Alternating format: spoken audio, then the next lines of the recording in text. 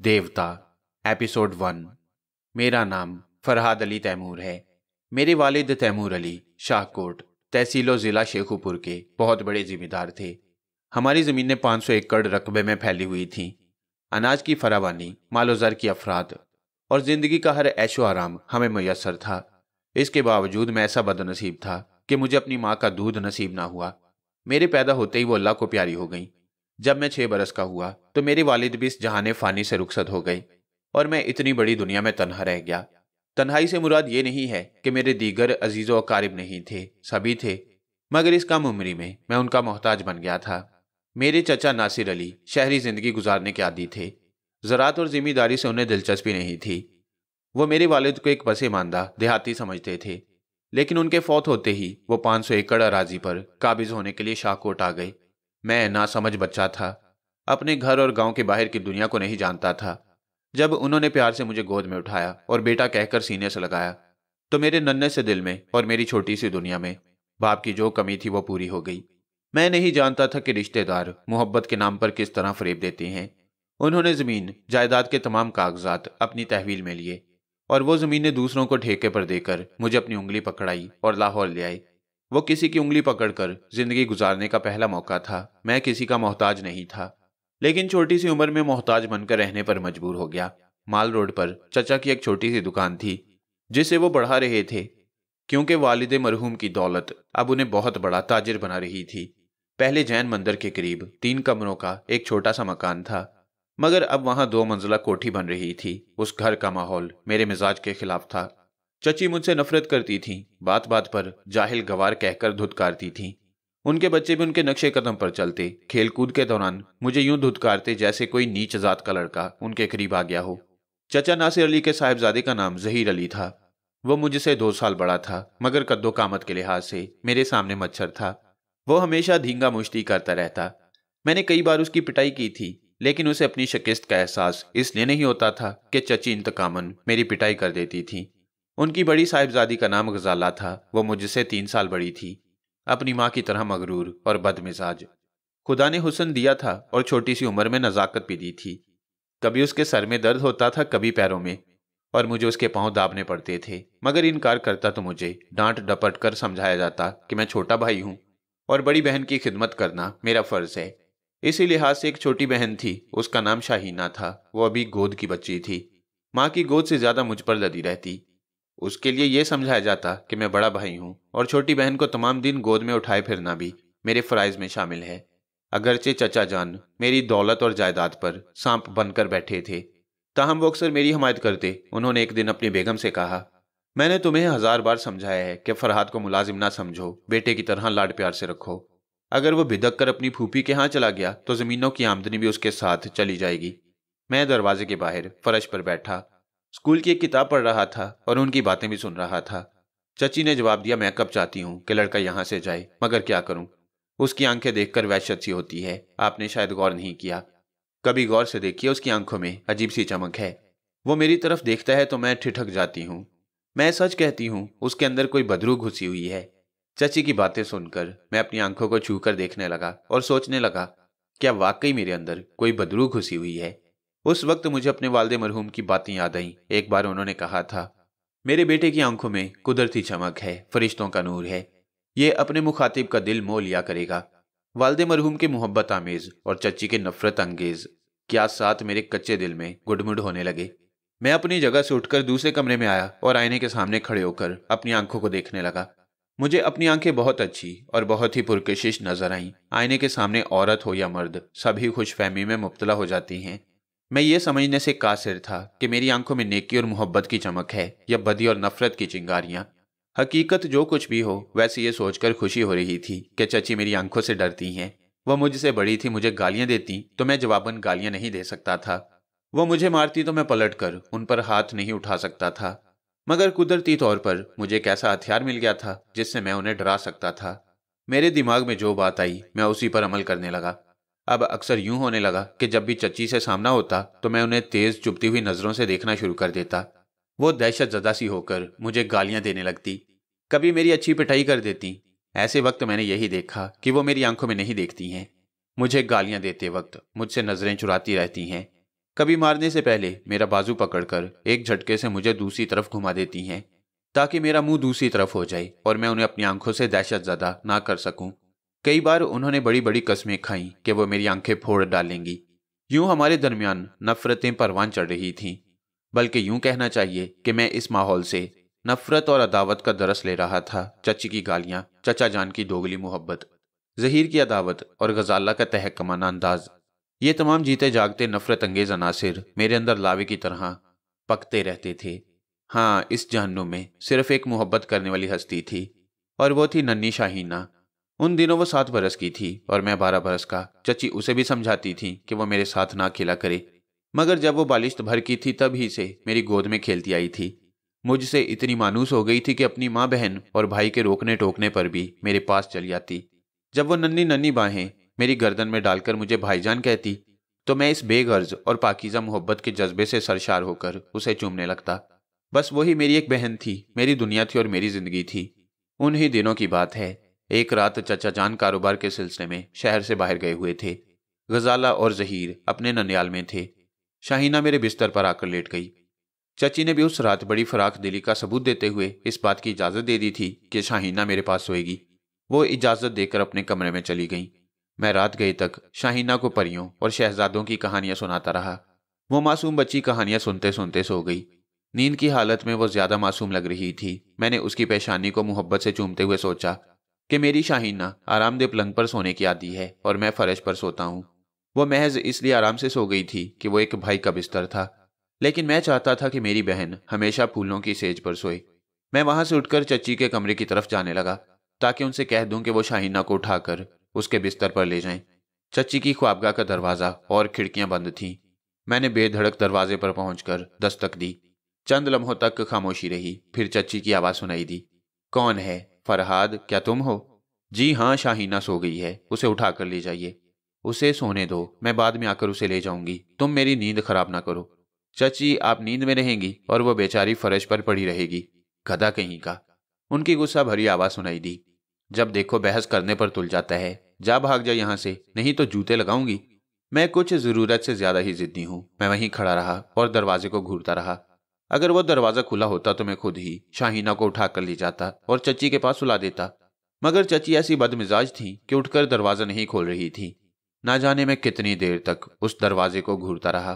फिर मुझे दरवाजे के पीछे से धीमी धीमी सी आवाज सुनाई दी। वो किसी मर्द की आवाज थी। वो कह रहा था, डार्लिंग, तुम ख्वामखा परेशान हो रही हो, वो लड़का चला गया है। नहीं, तुम नहीं जानते। चची की सहमी हुई आवाज सुनाई दी। मुझे यूं लग रहा है जैसे उसकी आंखें मुझे घूर रही हैं। कितनी ही बार मैंने ख्वाब में उसकी आंखें देखी हैं। वो किसी इंसान का बच्चा नहीं है, शैतान का बच्चा है। मैंने अपनी आंखों पर दोनों हाथ रख लिए। उस वक्त मुझे एहसास हुआ कि मैं बहुत देर से दरवाजे को चुभती हुई नजरों से देख रहा हूं और ख्याली नजरों से चची के बंद कमरे की तारीकी में भटक रहा हूं और अपनी नजरों से पूछ रहा हूं कि आप दरवाजा क्यों नहीं खोलती। वो दरवाजा जरा सा खुल गया। उनके कमरे में वाकई तारीकी थी। कॉरिडोर की रोशनी में मुझे उनका चेहरा और शाने नजर आए। फिर उन्होंने ये कहकर एक झटके से दरवाजा बंद कर दिया कि तुम जाओ, मैं आ रही हूं। मैं सर झुकाकर कॉरिडोर से चलता हुआ अपने कमरे की तरफ जाने लगा।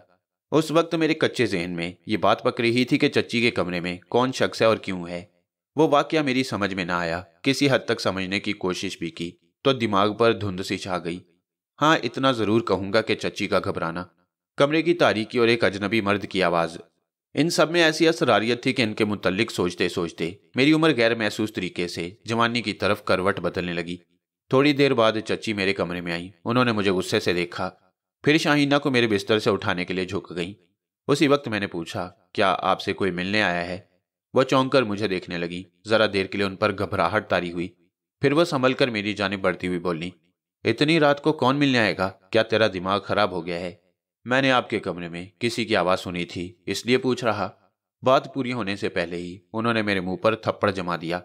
फिर मेरा बाजू पकड़कर मुझे अपने कमरे की तरफ ले जाते हुए बोली, तूने किसकी आवाज सुनी थी? मेरे सामने का छोकरा, और मुझे इतनी बड़ी बात कह रहा है। मैं तुझे जिंदा नहीं छोड़ूंगी। चल बता, कौन है मेरे कमरे में जिसकी आवाज तूने सुनी है? मैंने एक झटके से अपना बाजू छुड़ाकर कहा, खबरदार मेरी माँ का नाम न लेना, वरना मैं लिहाज नहीं करूंगा। मैं डटकर उनके सामने खड़ा हो गया। मेरा वो चैलेंज ऐसा था कि वो कदरे हैरानी से मुझे सर से पांव तक देखने लगी। मैं 12 बरस का था, मगर कद में उनके बराबर हो गया था। शायद पहली बार वो मेरे ऊंचे कद को तवज्जो से देख रही थी। फिर वो पीछे हटकर अपने कमरे का दरवाजा खोलते हुए बोली, लो देखो, यहाँ कोई नहीं है, तुम्हें धोखा हुआ है, तुमने किसी की आवाज नहीं सुनी है। मैंने सुनी है। मैं पांव पटकता हुआ कमरे के अंदर चला गया और चारों तरफ उस शख्स को तलाश करने लगा। इतनी देर में चची वापस जाकर शाहीना को ले आई थी। उसे बिस्तर पर सुलाते हुए उन्होंने कहा, क्या अभी तक तसल्ली नहीं हुई? जाओ यहां से, दफा हो जाओ। कमबख्त ऊंट की तरह लंबा हो रहा है, मारती हूं तो मेरे ही हाथ दुखने लगते हैं। अच्छी बात है, तुम्हारे चचा को आने दो, वही तुम्हारी खबर लेंगे। मैं लापरवाही से कहता हुआ अपने कमरे में आकर सो गया, मगर मुझे फौरन ही नींद नहीं आई। मैं देर तक उस शख्स के मुतल्लिक सोचता रहा जिसकी आवाज मैंने सुनी थी, मगर वो नजर नहीं आया। शायद चची ने उसे भगा दिया था या कहीं छुपा दिया था। मैं उनकी मक्कारी को समझ ना सका। रात को देर से आंख लगी थी, इसलिए सुबह देर तक सोता रहा। फिर चचा जान की गरजदार आवाज सुनकर ही मेरी आंख खुली। मैं जल्दी से उठकर बैठ गया। वो गुस्से से पेचोताब खाते हुए कह रहे थे, नमक हराम जिस थाली में खाता है उसी में छेद करता है। क्या इसी दिन के लिए मैं तेरी परवरिश कर रहा हूं? मैं कुछ ना समझते हुए उठकर खड़ा हो गया और सवालिया नजरों से उन्हें तकने लगा। चची ने हाथ नचाकर कहा, ए हे, कैसी मासूम सी सूरत बनाकर अपने चचा जान को देख रहा है, जैसे कुछ जानता ही नहीं है। इसी दिन के लिए मैं शाहीना को तेरे पास आने से रोकती रहती थी। तुम चुप रहो बेगम, चचा जान ने कहा। फिर वो मुझसे मुखातिब हुए, क्यों बे, कल रात तूने शाहीना को प्यार किया था? मैंने इस बात में सर हिलाकर कहा, जी हाँ। ये जवाब सुनते ही चचा जान ने एक जोर का तमांचा मेरे मुंह पर रसीद किया। मैं अपना तवाज़ुन ना संभाल सका, बिस्तर पर गिर पड़ा। मेरी आंखों से आंसू निकल आए थे। मैं नहीं जानता था कि छोटी बहन को प्यार करना जुर्म है, लेकिन इस तमांचे ने बहन भाई के मुकद्दस रिश्ते में खोट पैदा कर दिया। उन्होंने मेरा गिरेबान पकड़कर उठाते हुए कहा, तू इतना नडर हो गया है कि गलती भी करता है और बेहयाई से एतराफ भी करता है। बोल, तूने क्यों प्यार किया था? उन्होंने दूसरा तमांचा रसीद किया। मैंने रोते हुए कहा, आप मुझे क्यों मार रहे हैं? मैं तो रोज ही शाहीना को प्यार करता हूँ।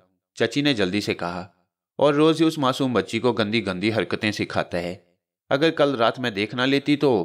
वह गंदी हरकतों की तफसीलात बयान करने लगी। मैं हैरानी से आंखें फाड़े और मुंह खोले उनका मुंह तक रहा था। मुझ पर ऐसी बातें मुनकशिफ हो रही थीं जिन्हें मैं पहले नहीं जानता था, लेकिन वो घिनौनी बातें मुझसे मंसूब की जा रही थीं। सिर्फ इतना ही नहीं, मुझ पर अच्छे खासे इल्जामात आयद करने के बाद चची जान ने अपने बचाव के लिए कहा, यह लड़का वक्त से पहले से आना हो गया है। जब मैंने ऐसी गंदी हरकतें देखने के बाद इसे धमकी दी कि मैं तुम्हारे चाचा जान से शिकायत करूंगी, तो जानते हैं इसने क्या कहा? इसने मुझे भी धमकी दी। कहने लगा, चाचा जान आएंगे तो मैं कहूंगा कि चची के कमरे में कल रात कोई आदमी आया था। हाय हाय, ये बात सुनने से पहले मैं मर क्यों ना गई। आपने कभी मेरे मुतल्लिक ऐसा सोचा भी ना होगा, मगर इसने कैसी कैसी बातें कह दी। मैं तो इस घर में अब 1 मिनट भी नहीं रहूंगी। ये बातें सुनकर चाचा जान आग पर रखे हुए तवे की तरह तप गए। उन्होंने हाथों से, लातों से और घूंसों से इस कदर मुझे मारा कि मेरे जिस्म की हड्डी हड्डी दुखने लगी। वो मारते जाते थे और कहते जाते थे कि अपनी चची के कदमों पर गिरकर मुआफी मांगो। मैं भी एक जिद्दी था। मैं मार खाते खाते मर जाना पसंद कर रहा था, लेकिन चची के नापाक कदमों को छूकर मुआफी मांगना गवारा नहीं कर रहा था।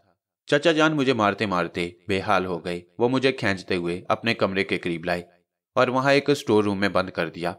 पहले उन्होंने धमकी दी कि चची से मुआफी ना मांगने की सूरत में वो मुझे घर से निकाल देंगे, लेकिन वो मुझे अपनी नजरों से दूर नहीं कर सकते थे। उन्हें इस बात का अंदेशा था कि मैं अपनी फूफी के पास चला जाऊंगा, फिर उनकी शह पाकर जमीनों जायदाद के कागजात का मुतालबा करूंगा। यही वजह है कि वो मारपीट से मेरे दिल में दहशत बिठाकर मुझे अपने जेर असर रखना चाहते थे। उन्होंने मुझे स्टोर में बंद करने के बाद सुबह से शाम तक भूखा प्यासा रखा। मैंने कई बार दरवाजे को पीट पीट कर फरियाद की। जवाब में सिर्फ एक बार मुझे शाहीना की आवाज़ सुनाई दी। वो दूसरी तरफ से दरवाजे को पीट पीट कर मुझे पुकार रही थी, लेकिन उसी वक्त उसके माँ बाप की आवाज़ सुनाई दी। चची उसे झिड़कती हुई वहां से ले गई। थोड़ी देर बाद चचा जान ने दरवाज़ा खोल दिया। सुबह से शाम तक भूखा रहने के बायस मेरी जिद्दी तबीयत ज़रा मुजमहिल सी हो गई। इसके बावजूद मैं भूखा प्यासा उस घर से चला जाता, लेकिन शाहीना की मोहब्बत ने मेरे पैरों में जंजीर डाल दी। फिर यह कि चचा जान भी नरम पड़ गए थे। उन्होंने मेरा हाथ पकड़कर नरमी से कहा, मेरे साथ आओ। वो मुझे अपने साथ डाइनिंग रूम में ले गए। वहां शाहीना अपनी मम्मी के साथ बैठी हुई थी। मुझे देखते ही वो दौड़ कर आई और भाईजान कहती हुई मुझसे लिपट गई। मेरे जी में आया कि उसे मोहब्बत से चूम लूं, मगर मुझे तमांचे याद आ गई। आह, उन तमांचों ने कैसी गैरियत पैदा कर दी थी। शाहीना कुछ पराई पराई से लग रही थी। चचा जान हम दोनों को गहरी नजरों से देख रहे थे। उसी वक्त चची ने शाहीना का हाथ पकड़कर खींच लिया और उसे वहां से ले जाने लगी। वो मेरे पास आने के लिए चीखती चिल्लाती रही, लेकिन वो उसे घसीटती हुई ले गई। मैं बेबसी से सर झुकाकर चचा जान के साथ खाने की मेज पर आ गया। मुलाजिम मेज पर खाना चुन रहा था। जब वो चला गया तो चचा जान ने नरम लहजे में कहा, फरहाद, मैं हमेशा तुझे बेटा बनाकर रखना चाहता हूँ। क्या शाहीना तुझे बहुत अच्छी लगती है? जी हाँ, मैंने खुलूस दिल से जवाब दिया। अच्छी बात है, मैं शाहीना से तुम्हारी शादी कर दूंगा। मैंने चौंक कर सर उठाया और उन्हें हैरानी से देखने लगा। मैंने कभी सोचा भी नहीं था कि शाहीना से मेरी शादी भी हो सकती है। मेरे सामने शाहीना होती या कोई दूसरी लड़की होती, इस उम्र में मैं बहन के सिवा किसी दूसरे रिश्ते के मुतल्लिक सोच भी नहीं सकता था। लेकिन चचा जान सोच रहे थे। बाद में मुझे मालूम हुआ कि वो बेटी की रिश्वत देकर मुझे अपने काबू में रखना चाहते थे। शाहीना मेरी बहन है, मैंने जवाब दिया। मैं उससे शादी नहीं करूंगा। चाचा जान ने मुझे घूर कर देखा, फिर जरा सख्त लहजे में बोले, उसे बहन कहकर अपनी गंदी जहनियत को ना छुपाओ। तुम्हारे और शाहीना के मुतल्लिक क्या फैसला करना चाहिए ये मैं बेहतर समझता हूँ। खानदान में जितनी लड़कियां होती हैं वो शादी से पहले बहन होती हैं। उनमें से अगर किसी से शादी हो जाए तो वो बीवी बन जाती है। तुम मुझसे बहस ना करो, चुपचाप खाना खाओ। मैंने भी बहस करना मुनासिब नहीं समझा, खामोशी से खाना खाने लगा। दूसरे दिन शाहीना को उसके नाना नानी के यहाँ भेज दिया गया। वो अपने माँ बाप के लिए दर्द-ए-सर बन गई थी। मेरे सिवा किसी के पास रहना नहीं चाहती थी, लिहाजा उसे एक तवील मुद्दत के लिए मुझसे दूर कर दिया गया। ये सब चच्ची के मशवरे पर हुआ। वो समझती थी कि शाहीना अभी बच्ची है। जैसे जैसे उसकी उम्र गुजरती जाएगी वो मुझसे दूर रहकर मुझे भूलती जाएगी। फिर मेरी शरीके हयात बनाने के लिए चची उसे अपने तौर पर ट्रेनिंग देंगी कि शाहीना बीवी बनने के बाद किस तरह मुझे यहाँ घर दामाद बनकर रहने पर मजबूर करेगी। उस वक्त मैं यकीन से नहीं कह सकता था कि शाहीना मुझसे दूर रहकर मुझे याद करती है या नहीं, लेकिन मैं अक्सर तन्हाई में उसे याद करता और घंटों एक जगह बैठकर उन नफरतों के मुतल्लिक सोचता था जो मुझे इस घर से मिल रही थी। चचा जान कहते थे कि मैं दूसरे बच्चों से मुख्तलिफ हूँ। जहाँ बैठता हूँ वहीं बैठा रह जाता हूँ। जिस चीज़ को देखता हूँ उसे पूरी तवज्जो से यूं देखता रह जाता हूँ जैसे उस चीज़ को निगाहों के जरिए अपने अंदर जज्ब कर रहा हूँ। उनका ख्याल था कि मैं कुंद ज़हन और गबी हूँ, शायद तालीम हासिल ना कर सकूंगा। यही सोचकर उन्होंने अपने बच्चों को हाई सोसाइटी के इंग्लिश स्कूल में दाखिल कराया था और मुझे मुतवसत तबके के एक हाई स्कूल में पढ़ने के लिए छोड़ दिया।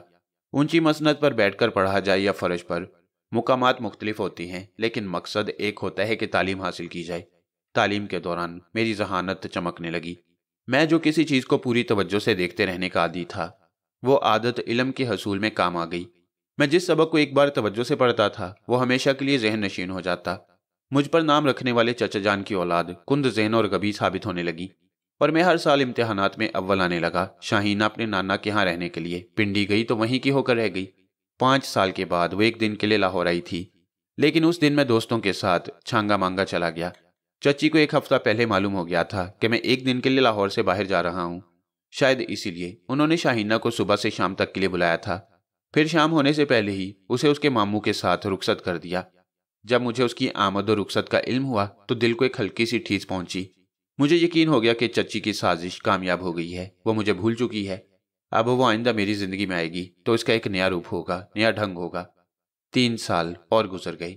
मैंने 10वीं जमात का इम्तिहान दिया और जब नतीजा निकला तो सूबे भर में अव्वल आया। गजाला और जहीर 3rd डिवीजन में आए थे। उन्हें तालीम से ज्यादा हाई सोसाइटी में वक्त गुजारने से दिलचस्पी थी। मेरे वालिद की ज़मीनों से हासिल होने वाली आमदनी की बदौलत वो शाहाना जिंदगी गुजार रहे थे। उनके पास घूमने फिरने के लिए कारें थीं और मैं साइकिल चलाता। गजाला और जहीर हमेशा दौलतमंद घरानों के लड़के लड़कियों के साथ तफरीही प्रोग्राम बनाते रहते और मुझे यूं नज़रअंदाज कर देते थे जैसे मैं उनके घर का कोई मुलाजिम हूं।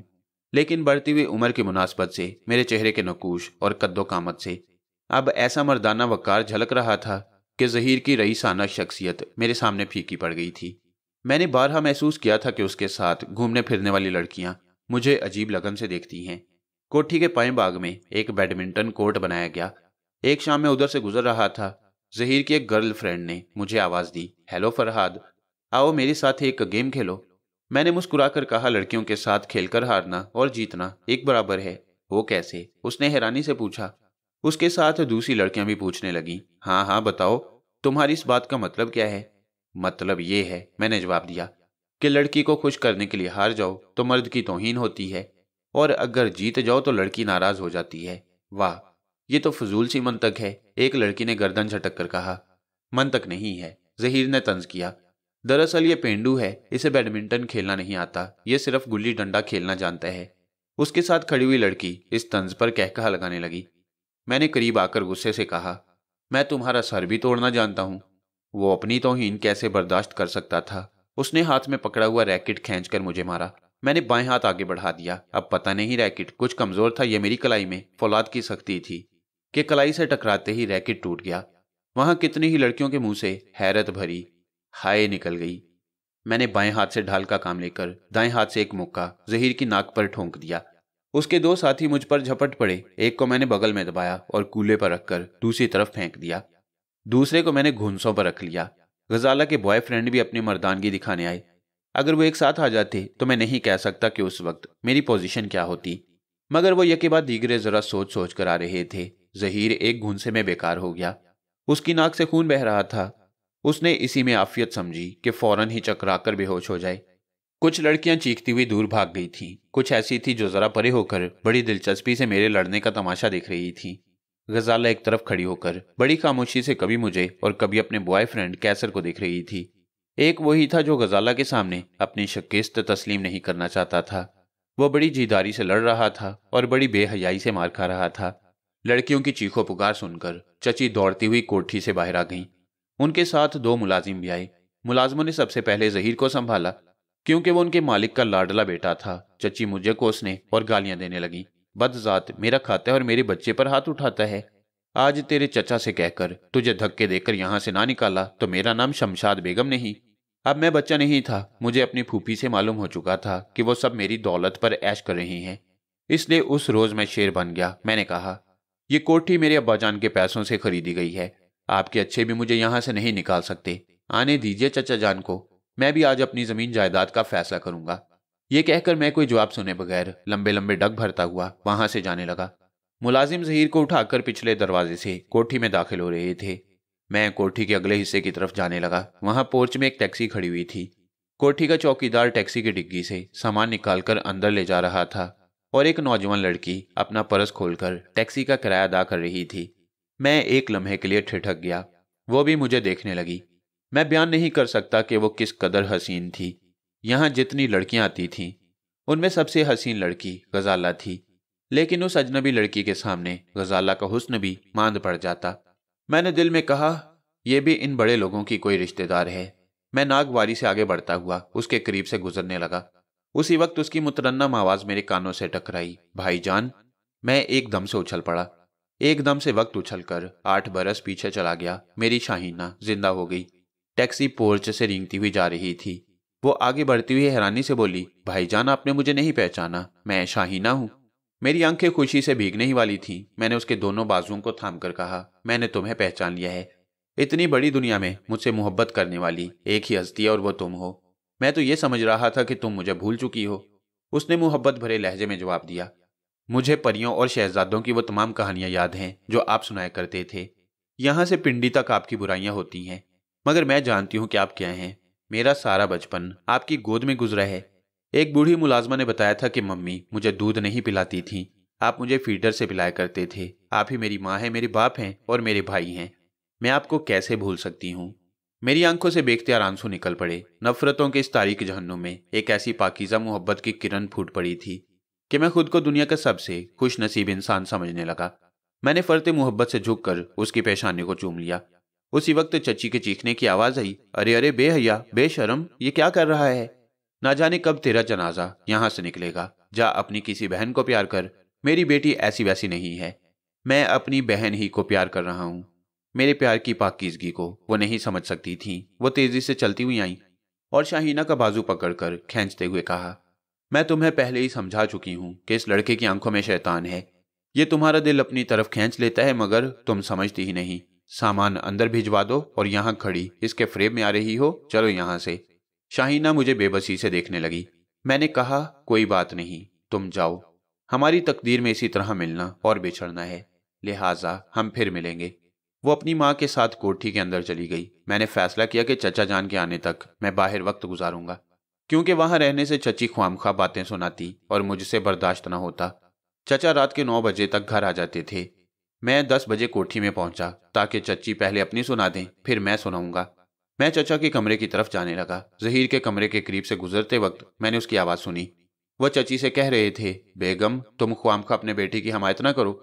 मैं फरहाद को अच्छी तरह जानता हूँ, वो जहीर को नहीं छेड़ता, बल्कि जहीर उसे छेड़ता रहता है। मैं कई बार देख चुका हूँ कि ये किसी न किसी बहाने उसकी इंसल्ट करता रहता है। मैंने 1000 बार समझाया कि अगर तुम साबू से मोहब्बत नहीं कर सकते हो तो ना करो, मगर नफरत भी ना करो। क्या तुम चाहती हो कि वो यहां से चला जाए?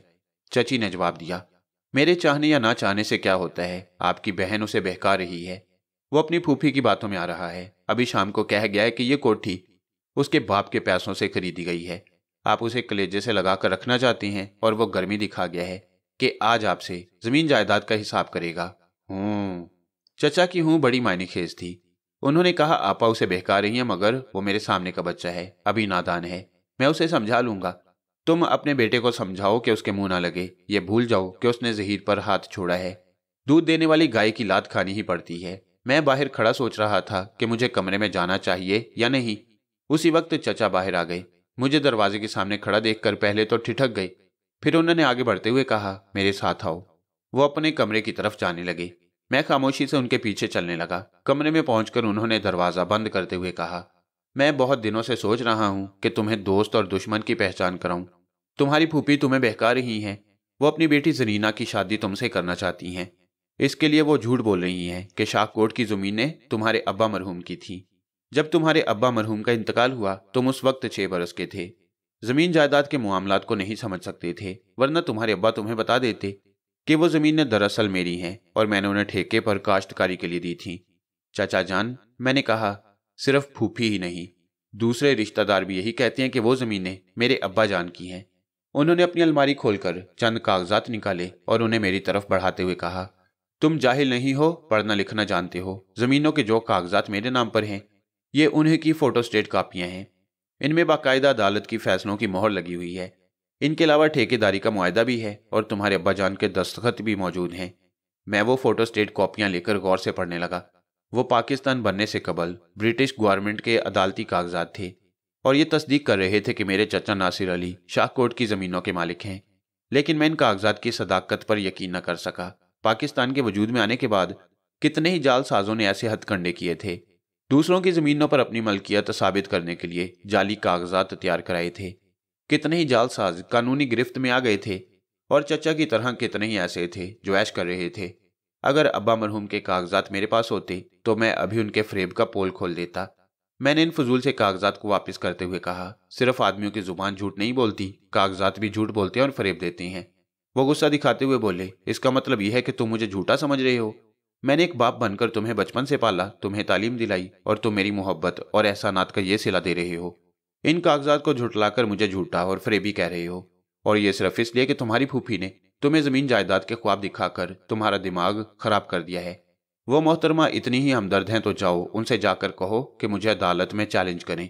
वहां सच और झूठ का फैसला हो जाएगा। मगर वो क्या मुकदमा लड़ेंगी? 3 वक्त का खाना पूरी तरह नसीब नहीं होता है। 2-4 पेशियां भुगतने के बाद ही फाकों की नौबत आ जाएगी। जरा अकल से काम लो फरहाद। ये रिश्तेदार तुम्हें बहकाकर इस कोठी से निकलवा सकते हैं, मगर वो मोहब्बत और खुलूस नहीं दे सकते जो मैं दे रहा हूं। मैं उनकी मोहब्बत और खुलूस से मुतासिर न हो सका और मजीद कुछ कहे सुने बगैर वहां से चलाया। मैंने उसी वक्त सोच लिया था कि दूसरे दिन शाहकोट जाऊंगा और वहां के पटवारी से हकीकत मालूम करूंगा, क्योंकि पटवारियों के पास तमाम जमीनों और जिम्मेदारों की मलकियत के रिकॉर्ड्स मौजूद रहते हैं। वहीं से झूठ सच का पता चल जाएगा। मैं अपने कमरे में आकर टहलने लगा। थोड़ी देर के बाद एक मुलाजिम ने आकर कहा, बीबी जी आपको बुला रही हैं। घर के मुलाजिम गजाला को बीबी जी कहा करते थे। मैं समझ गया कि आज मैंने उसके बॉयफ्रेंड का हुलिया बिगाड़ दिया है, इसलिए वो भी अपनी माँ की तरह मुझे बातें सुनाना चाहती है। पहले तो मैंने सोचा कि ना जाऊं, ख्वामखा बात बढ़ेगी। वो एक कहेगी तो मैं 10 सुनाऊंगा। फिर मेरे सोचने का अंदाज बदल गया।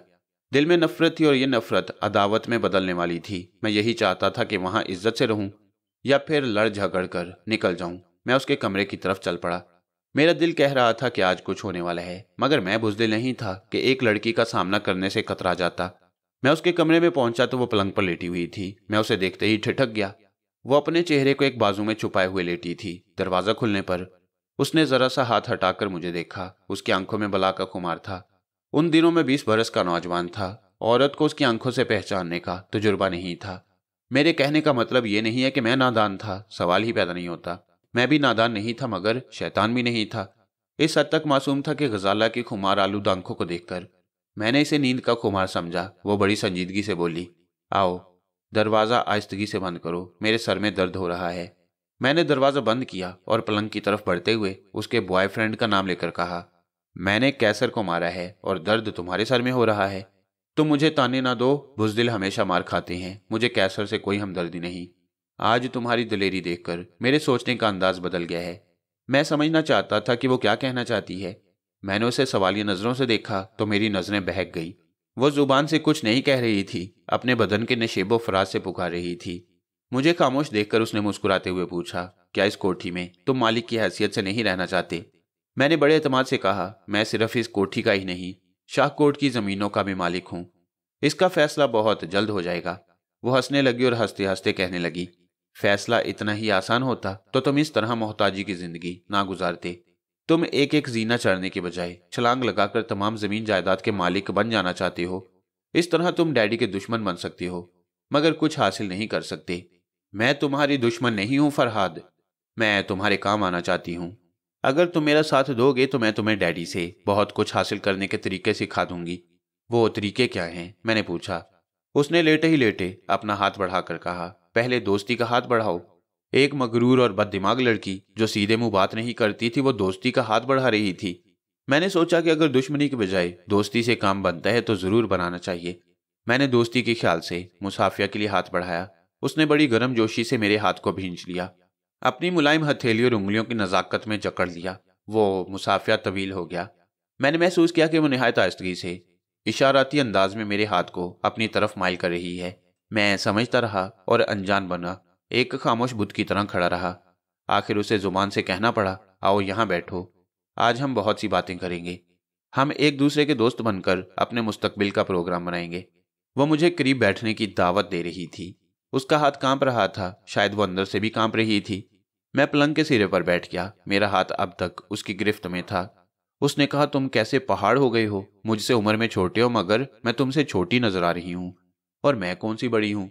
3 बरस का फर्क तो कोई फर्क नहीं होता। मर्द उसी को कहते हैं जिसके डील डोल के आगे औरत की उम्र छुप जाए। मुझे छुपा लो। मैं अजीब उलझन में पड़ गया। अगरचे वो जवान और बेहद हसीन थी, मगर मुझसे उम्र में बड़ी थी। मैंने कभी इस अंदाज से नहीं सोचा था जैसे वो सोच रही थी। मैंने हिचकिचाते हुए कहा, ये तुम कैसी बातें कर रही हो? अनजान ना बनो फरहाद, तुम्हारे नाम में कितनी रोमानियत है। क्या मुझे देखकर, मेरे करीब आकर तुम्हारा दिल नहीं धड़क रहा है? ये बुरी बात है।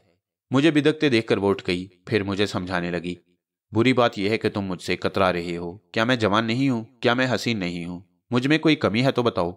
मैं कुछ नहीं जानता। मुझे ये बताओ कि तुम किस तरीका से मुझे मेरा हक दिलाओगी? तुमसे शादी करके? शादी? मैंने हैरत से कहा, यह कैसे हो सकता है? तुम मुझसे बड़ी हो, चचा चची राजी नहीं होंगे। कैसे राजी नहीं होंगे? वो जानते हैं कि फूफी तुम्हें बहका रही हैं। एक दिन डैडी कह रहे थे कि शाहीना की शादी तुमसे कर देंगे और तुम्हें घर दामाद बनाकर रखेंगे, ताकि कोई तुम्हें जमीनों के सिलसिला में बहकाने के लिए यहां से ना ले जाए। मगर मैं डैडी का इरादा बदल दूंगी। मैं उनसे कह दूंगी कि हम दोनों एक दूसरे के जीवन साथी बनना चाहती हैं। डैडी एतराज नहीं करेंगे। वो तो सिर्फ ये चाहते हैं कि तुम्हें घर दामाद बनाकर रखें। वो बातों के दौरान मेरे दाएं से बाएं मचल रही थी। हद हो गई थी। ऐसे मौका पर तो फरिश्ते भी बहक जाते, मैं भी बहक जाता। मगर वो घर दामाद वाली बात मेरी खुददारी पर एक हथौड़े की तरह लगी। मैंने गजाले की गुदाज बाहों को दोनों हाथों से थामकर उसे अपने से अलग किया। मैंने फैसला किया और उसे परे धकेल कर वहां से उठ गया। फिर उसे हकारत से देखते हुए कहा, मैं ऐसा अहमक नहीं हूं कि तुमसे शादी करूं और यहां गुलाम बनकर रह जाऊं। गजाला को उसके वालिदैन ने कभी फूल की छड़ी से नहीं मारा था और मैंने बड़ी हकारत से उसे धकेल दिया। वो तौहीन के एहसास से तिल मिलाई, मुझे घुर्रा कर देखा, मगर देखते ही जैसे फिर जज्बात से सुलग उठी। वो अजीब कैफियत से दो चार थी। तौहीन का एहसास भी था, गुस्सा भी था और मेरे बाजू में मचलने की दीवानगी भी थी। मैं पलट कर जाने लगा। वो दौड़ती हुई मेरे सामने आई और रास्ता रोककर खड़ी हो गई। तुम नहीं जा सकते। तुम कैसे पत्थर हो? तुम समझते क्यों नहीं? मैं तुम्हें गुलाम नहीं बनाना चाहती, तुम्हें अपना बनाना चाहती हूँ। तुम शादी नहीं करना चाहते, कोई सौदेबाजी पसंद नहीं करते, ना करो, मगर मेरे जज्बात को समझो। मैं तुम्हें नहीं जाने दूंगी। छोड़ो मुझे। मैं तुम्हारे फ्रेम में आकर अपना मुस्तकबिल बर्बाद नहीं कर सकता। दूर हटो। मैंने उसे फिर धक्का दिया। वो लड़खड़ाकर 2 कदम पीछे गई। इस बार तौहीन का एहसास उस पर गालिब आने लगा। वो चिल्लाकर चीखने लगी, सुअर कमीने, मैं तुम्हारा मुंह नोच लूंगी, तुम्हें जान से मार डालूंगी। मगर तुम्हें जाने नहीं दूंगी। वो मेरा मुंह नोचने के लिए उछलकर मेरी तरफ आई। मैंने उसके दोनों हाथों को पकड़ लिया। वो लंबे और नोकीले नाखून नेल पॉलिश की सुर्खी में नहाए हुए थे और अब मेरे खून की सुर्खी में डूबना चाहते थे। शायद लड़कियां इसीलिए नाखून बढ़ाकर रखती हैं कि बवक्ते ज़रूरत इनसे मुंह नोचने का काम लिया जाए। मैं उसे रोक रहा था और वह बिफरी हुई शेरनी की तरह बार बार मुझ पर झपट रही थी, साथ ही चीखती भी जा रही थी। तुम जलील कमीने, हमारा झूठा खाने वाले, तुम मुझे ठुकरा रहे हो। बड़े बड़े रईसज़ादे मेरे तलवे चाटते हैं। तुम भी यही करोगे, वरना मैं अपनी जान पर खेल जाऊंगी। लेकिन ये तौहीन बर्दाश्त नहीं करूंगी, मुझसे मुआफ़ी मांगो। वो चीख रही थी, चिल्ला रही थी। रात के सन्नाटे में वो कमरा और वो कोठी गूंज रही थी। फिर चचा चची और जहीर वगैरह की आवाज़ें आने लगीं। वो कमरे का दरवाज़ा पीट रहे थे। दरवाज़ा खोलो, क्या हो रहा है ये? गजाला, तुम क्यों चीख रही हो? कौन है कमरे में? दरवाज़ा खोलो। मेरी गिरफ्त ढीली पड़ गई थी। वो एक झटके से अपना हाथ छुड़ाकर दरवाजे की तरफ भागी। फिर दरवाज़ा खुलते ही अपनी माँ से लिपट गई और रोते हुए कहने लगी, मम्मी मुझे बचाइए। ये बदमाश मेरी इज्जत लूटना चाहता है। मैं इस घर में नहीं रह सकती। जब तक ये कमीना रहेगा मैं यहाँ से कहीं दूर चली जाऊंगी। मुझे यहाँ से ले चलिए मम्मी।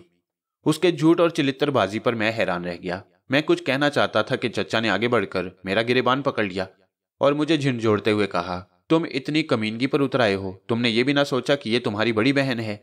मैं तुम्हारी बोटी बोटी काट कर फेंक दूंगा। अगर ये बड़ी बहन है तो मैं इस पर थूकता हूँ। मैं जिंदगी के किसी मोड़ पर ऐसी लड़की को बहन नहीं कह सकता जो अपने कमरे में बुलाकर गुनाह की दावत देती हो। ये झूठ है डैडी, गजाला ने चीख कर कहा। मैंने इसे बुलाया था सिर्फ ये कहने के लिए कि कैसर एक बहुत बड़े ऑफिसर का लड़का है। तुमने उस पर हाथ उठाकर अच्छा नहीं किया है। इस पर यह कमबख्त कहने लगा कि मैं तुमसे शादी करना चाहता हूँ। कैसर को अपना रकीब समझता हूँ। फिर ये खुली बेशर्मी की बातें करने लगा। आज इस बात का फैसला कीजिए, ये घर में रहेगा या मैं रहूंगी। मैं आपकी बेटी हूं, कोई बाजारी लड़की नहीं हूं कि अपनी जिल्लत बर्दाश्त करूंगी। मैंने उसकी तरफ पलटकर हकारत से कहा, तुम बाजारी औरत से भी बदतर हो। पता नहीं अब तक कितनों के साथ मुंह काला किया है। चचा जान ने मेरे मुंह पर तमाचा रसीद कर दिया। तुम मेरे सामने मेरी बेटी को बाजारी कह रहे हो? तुम खुद बाजारी हो। शरीफों के यहाँ रहने के काबिल नहीं हो। निकल जाओ यहाँ से।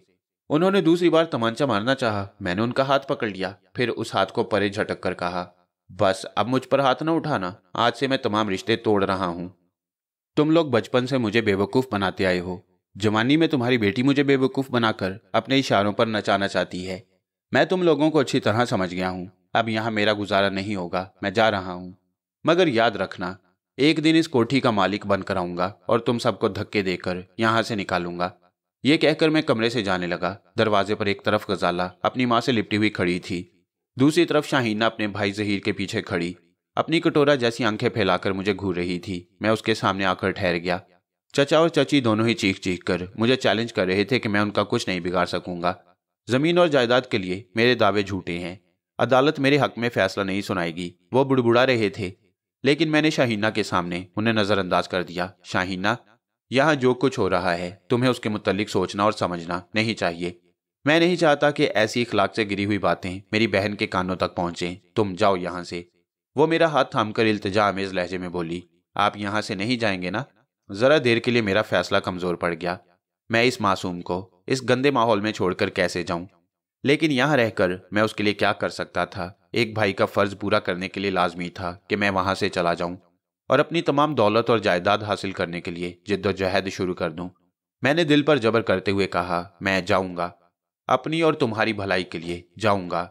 8 साल की जुदाई हमें दूर न कर सकी। आइंदा भी इस दुनिया की कोई ताकत हम एक दूसरे से दूर नहीं कर सकेगी। मैं बहुत जल्द तुमसे आकर मिलूंगा। जहीर गुस्सा और बेबसी से मुझे देख रहा था। अब उसमें इतनी जुर्रत नहीं थी कि वो अकड़कर शाहीना को मुझसे बातें करने से रोक देता। इसलिए वो बड़ी खामोशी से शाहीना का बाजू थामकर जरा पीछे हट गया ताकि मेरे गुजरने के लिए रास्ता बन जाए। मैंने उस पर हकारत की एक नजर डाली और लंबे लंबे डग भरता हुआ अपने कमरे में आ गया।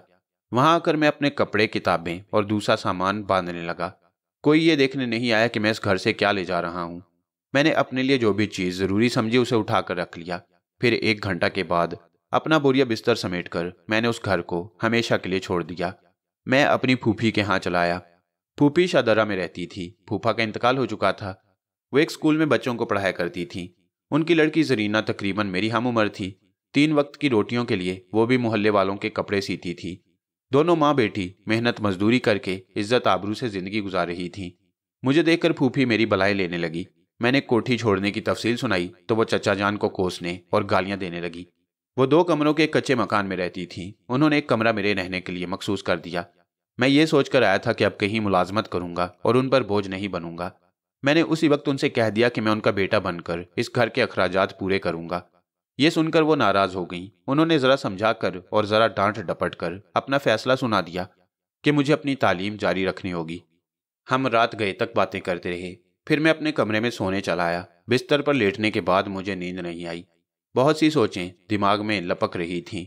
चचा की मक्कारियों ने मुझे अपनी उम्र से ज्यादा सोचना सिखा दिया था। मैं गहरी संजीदगी से सोच रहा था कि उनसे अपना हक छीनने के लिए मुझे क्या करना चाहिए, कहाँ जाना चाहिए, किन लोगों का ताउन हासिल करना चाहिए। सभी से ताउन की तवक्को थी, मगर चचा इस हकीकत को अच्छी तरह समझ गए थे कि मेरी तरफ से मुकदमाबाजी के लिए कोई अदालत तक नहीं जाएगा, क्योंकि मेरे अजीज़ व अकारिब में सभी गरीब थे। जिनके पास थोड़ी बहुत पूंजी थी वो उसे मेरी खातिर दाव पर नहीं लगा सकते थे। चचा के मुतल्लिक सोचते सोचते गजाला की बेहयाई याद आ गई। उस वक्त मुझे अपनी हमाकत का एहसास हुआ कि जब वो लड़की बेहया बन गई थी तो मैंने शराफत क्यों दिखाई। मगर अब वक्त गुजर चुका था। मैं बिस्तर पर लेटा करवटें बदल रहा था। कहते हैं कि चिराग से चिराग जलता है। इसी तरह एक बदन के तस्वुर से दूसरा बदन रोशन हो गया। ना जाने कैसे इस तस्वुर में जरीना का सरापा झलकने लगा। शायद इसलिए कि वो भी लड़की थी, जवान थी। गजाला की तरह उसका रंग भी उजला था। तौबा तौबा। मैं अपने दोनों गाल पीटने लगा। एक बेहया के मुतल्लिक सोचते सोचते मैं अपनी इस मोहसिना का तस्वुर कर रहा था जिसके घर में ना जाने अपनी जिंदगी का कितना हिस्सा गुजारना था। मैंने झिल्लाकर जोर से अपने मुंह पर तमांचा रसीद कर दिया ताकि आइंदा जरीना के मुतल्लिक कोई सस्ता ख्याल मेरे दिमाग में ना आए। वो रात सोते जागते और सोचते हुए गुजर गई। सुबह किसी ने मेरे शाने को हौले से झिंझोड़ कर जगाया।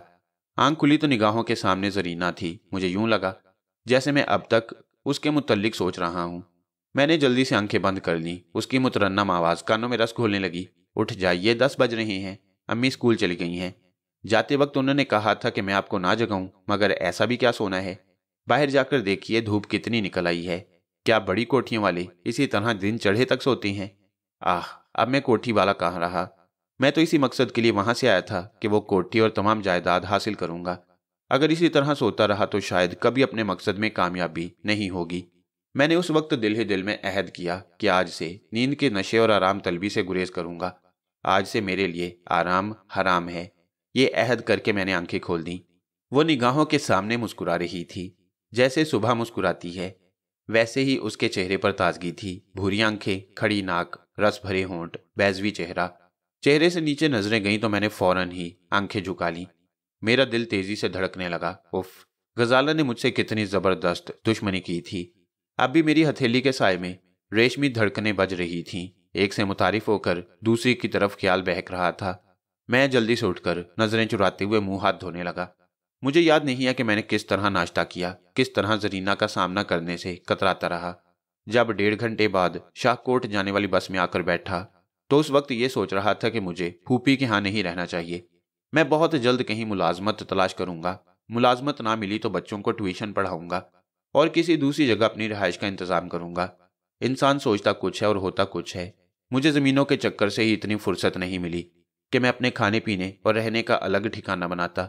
मैं रोज सुबह शाहकोट जाता और शाम को वापस आता। कभी पटवारी से मुलाकात ना होती, कभी मुलाकात होती तो वो अपनी मसरूफियात का बहाना करके मुझे टाल देता। वो मुझसे कह चुका था कि जमीनों का असल मालिक नासिर अली है, लेकिन मैं देखना चाहता था कि उसके रिकॉर्ड में जिम्मेदार की हैसियत से किसका नाम दर्ज है। चचा ने उसके पीछे अच्छी खासी रकम सरफ की थी। आखिर एक दिन उसने साफ तौर से कह दिया कि वो अपना रिकॉर्ड नहीं दिखाएगा। अगर मैं देखना चाहूं तो किसी वकील के जरिया अदालत में दरख्वास्त देकर मालूमात हासिल कर सकता हूं। मैं मायूस होकर चलाया। अब तो मेरे पास शाहकोट आने जाने के लिए भी पैसे नहीं थे। मैं किसी वकील की खिदमत कैसे हासिल कर सकता था। फूफी अपनी हैसियत से ज्यादा मेरा बोझ उठा रही थी। उनके मजबूर करने पर मैंने कॉलेज में दाखिला ले लिया। 2-4 रिश्तेदारों ने मुझे समझाया था कि मैं वकीलों और अदालतों के चक्कर में ना पड़ूं, क्योंकि जमीन का झगड़ा कभी 1-2 पेशियों में खत्म नहीं होता। साल हर साल तक मुकदमा चलता रहता है। जिनके पास दौलत होती है वही ऐसी मुकदमाबाजियां करते हैं। मैंने बज़ाहिर उनके मशवरों को तस्लीम कर लिया, लेकिन मेरा जहन उलझा हुआ था। कभी फूफी की गुर्बत का ख्याल सताता और कभी चचा से इंतकाम लेने का भूत सर पर सवार हो जाता। कई बार मैंने सोचा कि इस मक्कार चचा को कत्ल कर दूं और उनके साथ उनके औलाद का भी खात्मा कर दूं, ताकि उनकी आइंदा नस्ल ही खत्म हो जाए और कोई मेरी दौलत से फायदा उठाने वाला ना रहे। लेकिन इस तरह मैं मुजरिम बन जाता और मेरा हक भी मुझे ना मिलता। ऐसे ही वक्त मैंने कई बार सोचा कि मुझे किसी तरह गैबी ताकत हासिल हो जाए, जिसके जरिए मैं अपनी ज़मीन और जायदाद उनसे हासिल कर लूँ।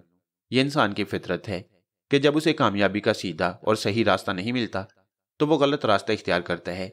कभी मुजरिमों की तरह सोचता है और कभी ख्याल ही ख्याल में आरजू करता है कि कहीं से उसे तिलिस्मी चिराग मिल जाए या हाजरात का इल्म हासिल हो जाए, ताकि वो दुश्मनों को जेर कर सके और ज़मीन में छुपे हुए खजाने हासिल करके इस दुनिया का अमीर तरीन आदमी बन जाए। मैं भी कुछ इस अंदाज से सोचने लगा। मेरे अंदर इंतकाम का लावा पक रहा था। कोई रास्ता ना पाकर मैं कोई ऐसा पुरस्कार इल्म सीखना चाहता था जिससे मेरे दुश्मन दहशत ज़दा होकर मेरे कदमों में झुक जाएं। ये बचकाना ख्यालात थे, लेकिन जैसा कि मेरी आदत थी, मैं जिस चीज़ को देखता उसमें अपनी नज़रें पेवस्त कर देता था और जो सोचता उसी ख्याल पर अपनी तवज्जो मरकूज कर देता। इस आदत के मुताबिक मेरी तवज्जो इसी ख्याल पर कायम हो गई कि मुझे कुछ ना कुछ हासिल करना चाहिए, यानी कोई पुरस्कार इल्म हासिल करना चाहिए, या कोई जलाली वजीफा पढ़ना चाहिए, या चिल्ला कशी करनी चाहिए, या फिर काला जादू सीखना चाहिए। काले जादू का ख्याल मैंने दिल से निकाल दिया, क्योंकि इस्लाम में जादू टोने और सिफली अमल की ममानियत है। मैं कोई ऐसा अमल सीखना चाहता था जिसके जरिया चचा मेरे जेरे असर आ जाएं और बिला चू चरा तमाम ज़मीन और जायदाद मेरे हवाले कर दें। एक इल्म है हैप्नाटिज्म, जिसके जरिए मैं उन्हें अपना मतियो मामूल बना सकता था। एक इल्म है टेलीपैथी, यानी ख्याल ख्वानी के जरिया मैं उनके दिमाग में छुपी हुई बातों को पढ़ सकता था। मेरी शनासाओं में ऐसे अलूम सिखाने वाला कोई उस्ताद या रहनुमा नहीं था। मैं बाजार से इस सिलसिले की किताबें खरीद कर इन अलूम को पढ़ने, समझने और सीखने लगा। वो किताबें मुझे जिंदगी के एक नए मोड़ पर ले आती। ये सच है कि महज किताबों से मुकम्मल इल्म हासिल नहीं होता। इसके लिए किसी बड़े आलिम व आमिल के मुशाहिदात और तजुर्बात से रहनुमाई हासिल करना पड़ती है। फिर भी इन किताबों से इतना फ़ायदा ज़रूर हुआ कि मैं इन अलूम को समझने और सीखने के इब्तदाई मराहिल से गुजरता चला गया। जो हजरात हैप्नाटिज्म और टेलीपैथी से दिलचस्पी रखती हैं, वो इर्तिकाज़ तवज्जो की अहमियत को अच्छी तरह समझती हैं।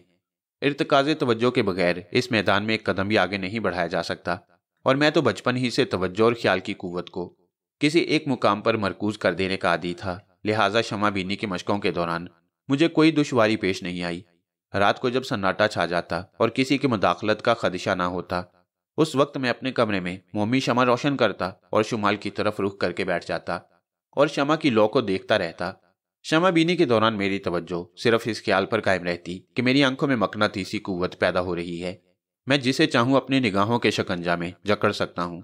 अगरचे पहले मरहले में मुझे ऐसी जारिहाना तर्ज की बातें नहीं सोचनी चाहिए थीं, मगर मैं अपने हालात से मजबूर था। इस अमल के दौरान मेरे दुश्मन पेश नज़र रहते।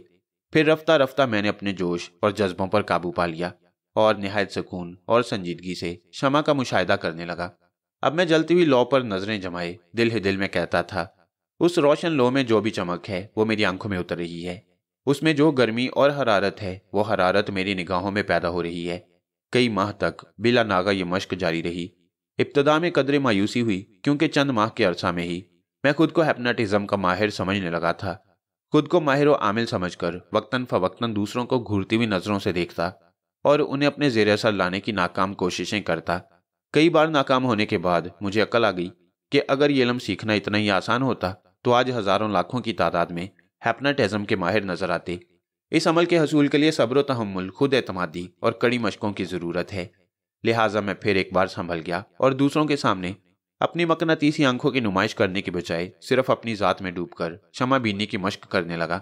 कुछ अरसा के बाद मैंने महसूस किया कि शमा की लौ फैलती हुई मेरी निगाहों का अहाता कर लेती है और चारों तरफ मुझे उस गर्म लौ के सिवा कुछ नजर नहीं आता। इस तरह मुझे गर्मी का एहसास होने लगा। पहले पहल मैं अपने जिस्म में रेंगने वाली हरारत से घबरा गया, फिर रफ्ता रफ्ता इसका आदी हो गया। अब शमा का वो नन्ना सा शोला मेरे दिमाग को छूता था, मेरी आंखों में उतरता था और निगाहों से खारिज होता हुआ महसूस होता था। ये मेरे एहसासात थे। अमली तौर पर मैं कहाँ तक कामयाब हो चुका हूँ ये मैं नहीं जानता। वैसे मेरे कॉलेज के साथी अक्सर कहा करते कि मेरी आंखों में कुछ अजीब सी कशिश पैदा हो गई है। मेरे लिए ये कोई नई तला नहीं थी। मेरे अब्बा मरहूम ये पेशगोई कर चुके थे। इसी बात को चच्ची ने मुख्तलिफ अंदाज से मुतनफ़र होकर दोहराया था, मगर तब और अब में एक ज़रा सा फ़र्क पैदा हुआ था। अब कोई मुझसे निगाहें मिलाकर बातें नहीं करता था। बातों के दौरान मेरे मुखातिब की नज़रें झुक जाया करती। एक दफ़ा का जिक्र है, मैं अपने मामू से मिलने गुजरांवाला गया था। एक रात वहाँ गुजारने के बाद अलग सुबह एक ट्रेन से लाहौर के लिए रवाना हुआ। सर्दी का मौसम था। मेरे जिस्म पर लंडे बाजार का एक बोसीदा सा स्वेटर था, लेकिन सर्दी ऐसी थी कि दांत बज रहे थे। ट्रेन में भी भीड़ नहीं थी, वरना इंसानों के जिस्मों से खारिज होने वाली हरारत से कंपार्टमेंट की फिजा कदरे गर्म रहती। मेरे सामने एक बूढ़ा शख्स अपनी सीट पर पालती मारे बैठा था। उसके सर के बाल, दाढ़ी और भवें सब सफ़ेद हो गई थीं। जिस्म लागिर था, मगर चेहरे पर अजब ताजगी थी। वो एक पतली सी चादर ओढ़े बैठा हुआ था, जिसमें बेशुमार रंग बिरंगे पैबंद लगे हुए थे। हमारी तरफ जो खिड़की थी वो खुली हुई थी। मैं उसे बंद करने लगा तो बूढ़े बाबा ने हाथ बढ़ाकर कहा, रहने दो बेटा, जरा ठंडी हवा आ रही है। मैं हैरानी से उन्हें देखने लगा। यहाँ सर्दी से कुल्फी जमी जा रही थी और बड़े मियाँ ठंडी हवा खा रहे थे। मैंने दिल ही दिल में सोचा कि ये मुझ जैसे हट्टे कट्टे नौजवान की तौहीन है कि मैं सर्दी से ठिठर रहा हूँ और ये बूढ़े बाबा सर्दी से लुत्फ उठा रही हैं। क्या ये आग से बने हुए हैं? बूढ़े बाबा ने मुस्कुराकर कहा, मैं आग से बना हुआ नहीं हूं, तुम्हारी तरह खाक का पुतला हूं। शदीद हैरानी से मेरी आंखें फैल गईं। बूढ़े बाबा ने इस बात का जवाब दिया था जिसे मेरे दिमाग ने सोचा। क्या ये शदीद हैरानी का मुकाम नहीं था कि जो बात मेरी जुबान पर नहीं आई थी उसे उन्होंने सुन लिया था और उसका माकूल जवाब दिया था। मैं उनकी तरफ देख रहा था, वो मेरी तरफ देख रहे थे। उनकी आंखों में गहराई थी। मैंने महसूस किया कि वो आंखें मुझे अपनी तरफ खींच लेना चाहती हैं, लेकिन खींच नहीं सकती, अपनी तरफ माइल नहीं कर सकती। शायद इसलिए कि मैं क्षमा बीनी की मश्क में बहुत आगे निकल गया हूं। उन्होंने एक लंबी हूं के साथ कहा। मेरा ख्याल दुरुस्त निकला, तुम क्षमा बीनी की मश्क कर चुके हो। मैं एकदम से संभल कर बैठ गया। क्षमा बीनी वाली बात भी मैंने खामोशी से सोची थी, मगर उन्होंने सुन लिया था।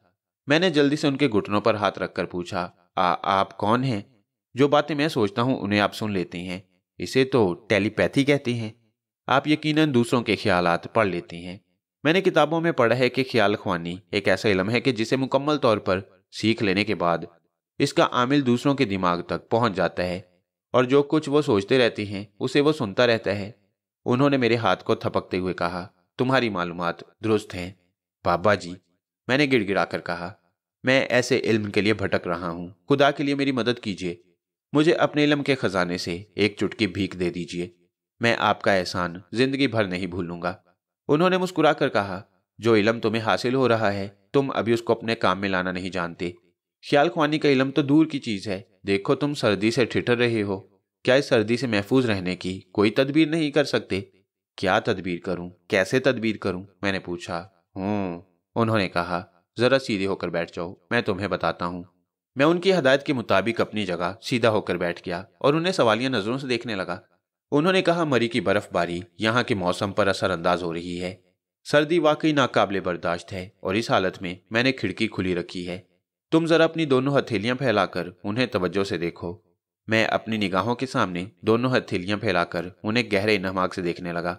बूढ़े बाबा कह रहे थे, अब अपने इल्म को काम में लाओ और यह ख्याल कायम करो कि तुम्हारी हथेलियों पर शमा की लोएं रोशन हैं और उनकी नादीदा हरारत से तुम्हारी हथेलियां गर्म हो रही हैं।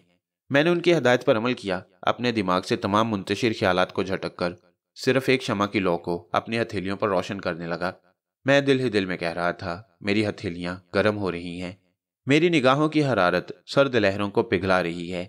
मुझे एक राहत बख्श और पुरसुकून हरारत की जरूरत है और वो हरारत इन हथेलियों तक पहुंच रही है। ट्रेन तेज रफ्तारी से भागी जा रही थी। सर्द हवा के झोंके मेरी हथेलियों तक आ रहे थे। मैं वो फिक्रे बार बार दोहरा रहा था। 1 मिनट के बाद ही मेरी हथेलियों पर धीमी धीमी सी हरारत रेंगने लगी। मेरी निगाहें आंच दे रही थीं, इल्म की बंद मुट्ठी को खोल रही थीं, जिंदगी की बिसात पर पहली बार अमली तजुर्बे का पांसा फेंक रही थीं। मेरी हथेलियां गर्म होने लगीं। फिर वो हरारत हौले हौले रेंगती हुई सरसराती हुई खून की रवानी की तरह मेरी रगों में दौड़ने लगी और मेरे सारे जिस्म को गरमाने लगी। वो ऐसी राहत बख्श और पुरसुकून हरारत थी जिसका मैं मुतमन्नी था। मैं मारे खुशी के अपने जिस्म को इधर उधर से छूकर देखने लगा। क्या हुआ? उन्होंने मुस्कुराकर पूछा। मैंने फौरन ही झुककर उनके पांव पकड़ लिए। बाबा जी, आपने मेरी जिंदगी का रुख मोड़ दिया है। मैं जिस राह की तलाश में था आपने वो राह दिखा दी। मुझे कुछ और सिखाइए बाबा, मैं हमेशा आपके दर का भिखारी बनकर रहूंगा। बेटे, इल्म मांगने से नहीं मिलता, सीखने से मिलता है। देखो, मैंने तुम्हें कुछ नहीं सिखाया। जिस इल्म से तुम अपने अंदर हरारत महसूस कर रहे हो इसे तुमने खुद सीखा है। मैंने तो एक जरा सी रहनुमाई की है, तो फिर कुछ और रहनुमाई कीजिए। मुझे बताइए कि अब मुझे क्या करना चाहिए। वो थोड़ी देर तक खामोश रहे। खिड़की से सर्द हवा के झोंके बदस्तूर आ रहे थे। लेकिन मुझे यूं लग रहा था जैसे मैं किसी ऐसे कमरे में बैठा हूं जहां आतिशदान में लकड़ियां सुलग रही हैं और उनकी आंच से मैं महफूज हो रहा हूं। लोग ये इल्म क्यों सीखना चाहते हैं? वो कहने लगे। इसलिए सीखना चाहते हैं कि किसी को भी अपने जेर असर ला सकें, किसी को भी अपना मामूल और मुती बनाकर उनसे नाजायज फायदे उठा सकें। अगर तुम भी किसी गलत इरादे से सीख रहे हो तो इस इरादे से बाज आ जाओ। मैंने उनसे अपने दिल की बात साफ साफ कह दी। मैं दोस्तों का दोस्त और दुश्मनों का दुश्मन हूं। मैंने बचपन से अब तक किसी को अपना दुश्मन नहीं बनाया। अगर कुछ लोग दौलत और जायदाद के लालच में खुद ही मेरे दुश्मन बन जाएं तो मैं क्या कर सकता हूं? मैं तो सिर्फ अपने जायज हकूक हासिल करना चाहता हूं। उनके पास दौलत है, अदालत की झूठी दस्तावेजात हैं, मेरे पास अपनी सच्चाई साबित करने का कोई वसीला नहीं है। आखिर मैंने फैसला किया कि मुझे किसी पुरस्कार इल्म के जरिए अपने हकूक हासिल करने चाहिए। आप ही बताइए, क्या मुझे अपने हकूक हासिल करने का हक नहीं है? है। दुनिया का कोई भी इल्म इसीलिए सिखाया जाता है कि इसकी रोशनी में इंसान दयानतदारी से अपने जीने का हक हासिल करे। मुझे यकीन है कि तुम जो कुछ सीखोगे उससे किसी शरीफ या गैर मुतल्लिक शख्स को नुकसान नहीं पहुंचाओगे और दूसरों से नाजायज फायदे हासिल नहीं करोगे। तुम्हारी बातों से यह जाहिर हो गया है कि तुम अपने दुश्मनों को तस्कीर करना चाहते हो। इसके लिए तुम्हें अल तस्कीर की मशकों से गुजरना होगा। वो मुझे समझाने लगे कि अल तस्कीर की इब्तदाई मशकें कैसी होती हैं और उनकी इंतहा क्या है। मैं गौर से उनकी हदायत और मशवरों को सुनता और समझता रहा। वो मुख्तसर सा सफ़र किस तरह गुजर गया कुछ पता ही ना चला। हम दोनों लाहौर के स्टेशन पर ट्रेन से उतर गए। मैंने अकीदत से उनका हाथ थाम कर कहा, मैं आपके कदमों में रहना चाहता हूँ, आपसे ख्याल ख्वानी का इल्म सीखना चाहता हूँ। उन्होंने शफकत से समझाया, एक वक्त में एक ही ख्याल कायम करो और एक ही इल्म सीखो। टेलीपैथी सीखने की मंजिल अभी दूर है। जब वो वक्त आएगा तो मैं तुमसे खुद ही राब्ता कायम कर लूंगा। अब तुम जाओ, मेरे पीछे ना आना। ये कहकर वो आगे बढ़ गए, मुझसे दूर होते चले गए। मैं खामोशी से उन्हें देखता रहा। जब वो नजरों से ओझल हो गए तो मैं भी सर झुकाकर आहिस्ता आहिस्ता चलता हुआ प्लेटफॉर्म से बाहर आ गया। इसके बाद मेरा शौक और मेरी दीवानगी बढ़ गई। मैं दूसरी सुबह मुंह अंधेरे रावी के किनारे गया। बूढ़े बाबा की हदायत के मुताबिक अल तस्कीर की मश्क के लिए मुझे ऐसी पुरसुकून जगह की तलाश थी जहां मुदाखलत करने वाला कोई ना हो। मैं दरिया के किनारे किनारे चलता हुआ तकरीबन 10 मील का फासला तय कर गया। घने दरख्तों के झुंड में मुझे वो जगह मिल गई। वहां से इंसानी आबादी दूर थी। कभी कभी किसी लॉन्च के गुजरने की आवाज सुनाई देती, फिर सन्नाटा छा जाता। मैंने एक दरख्त के तने पर एक नन्हा सा स्याह दायरा बनाया और उसके सामने जरा फासले पर पालती मारकर बैठ गया। सुबह से शाम और शाम से सुबह होने लगी। मैं शाम को घर जाता था और सुबह सवेरे इसी वीराने में चला आता। मुझे खाने पीने और पहनने ओढ़ने का होश नहीं था। मेरी दाढ़ी बढ़ गई। कई कई दिनों तक एक ही लिबास पहने रहता। फूफी और जरीना से ये बात छुपी न रह सकी। वो समझ गई मैं कोई इल्म सीखने के चक्कर में मस्तान बाबा बन गया हूँ।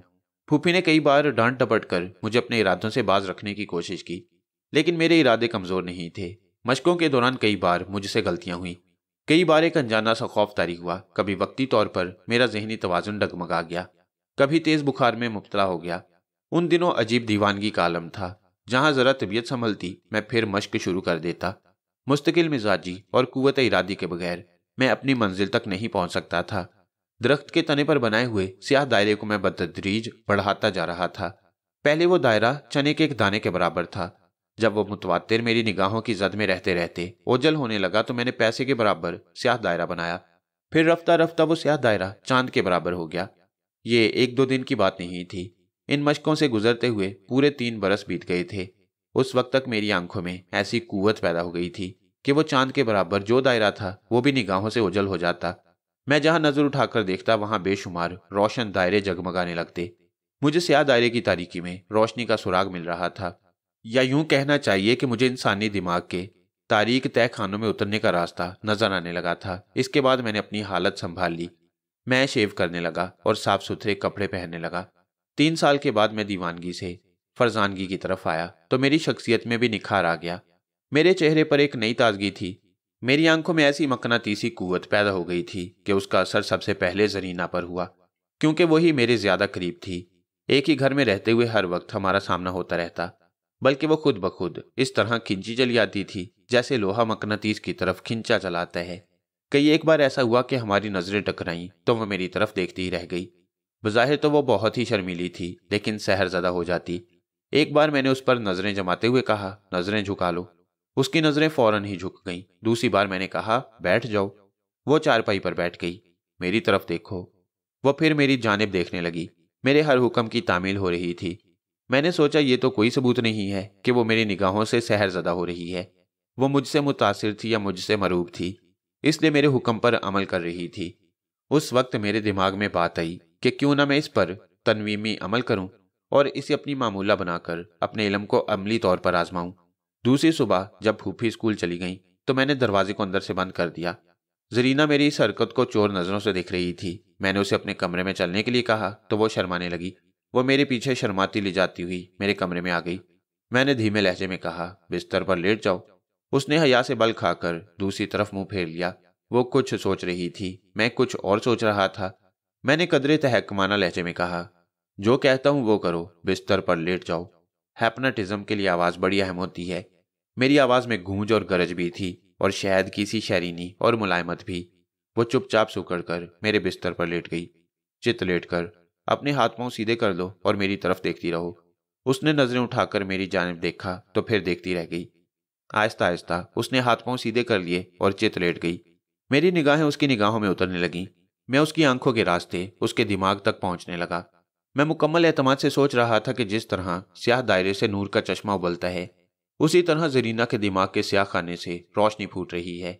इंसान अपने दिमाग का स्याह खाने में जो राज छुपा कर रखता है, जरीना वो राज मेरे सामने उगलती रहेगी।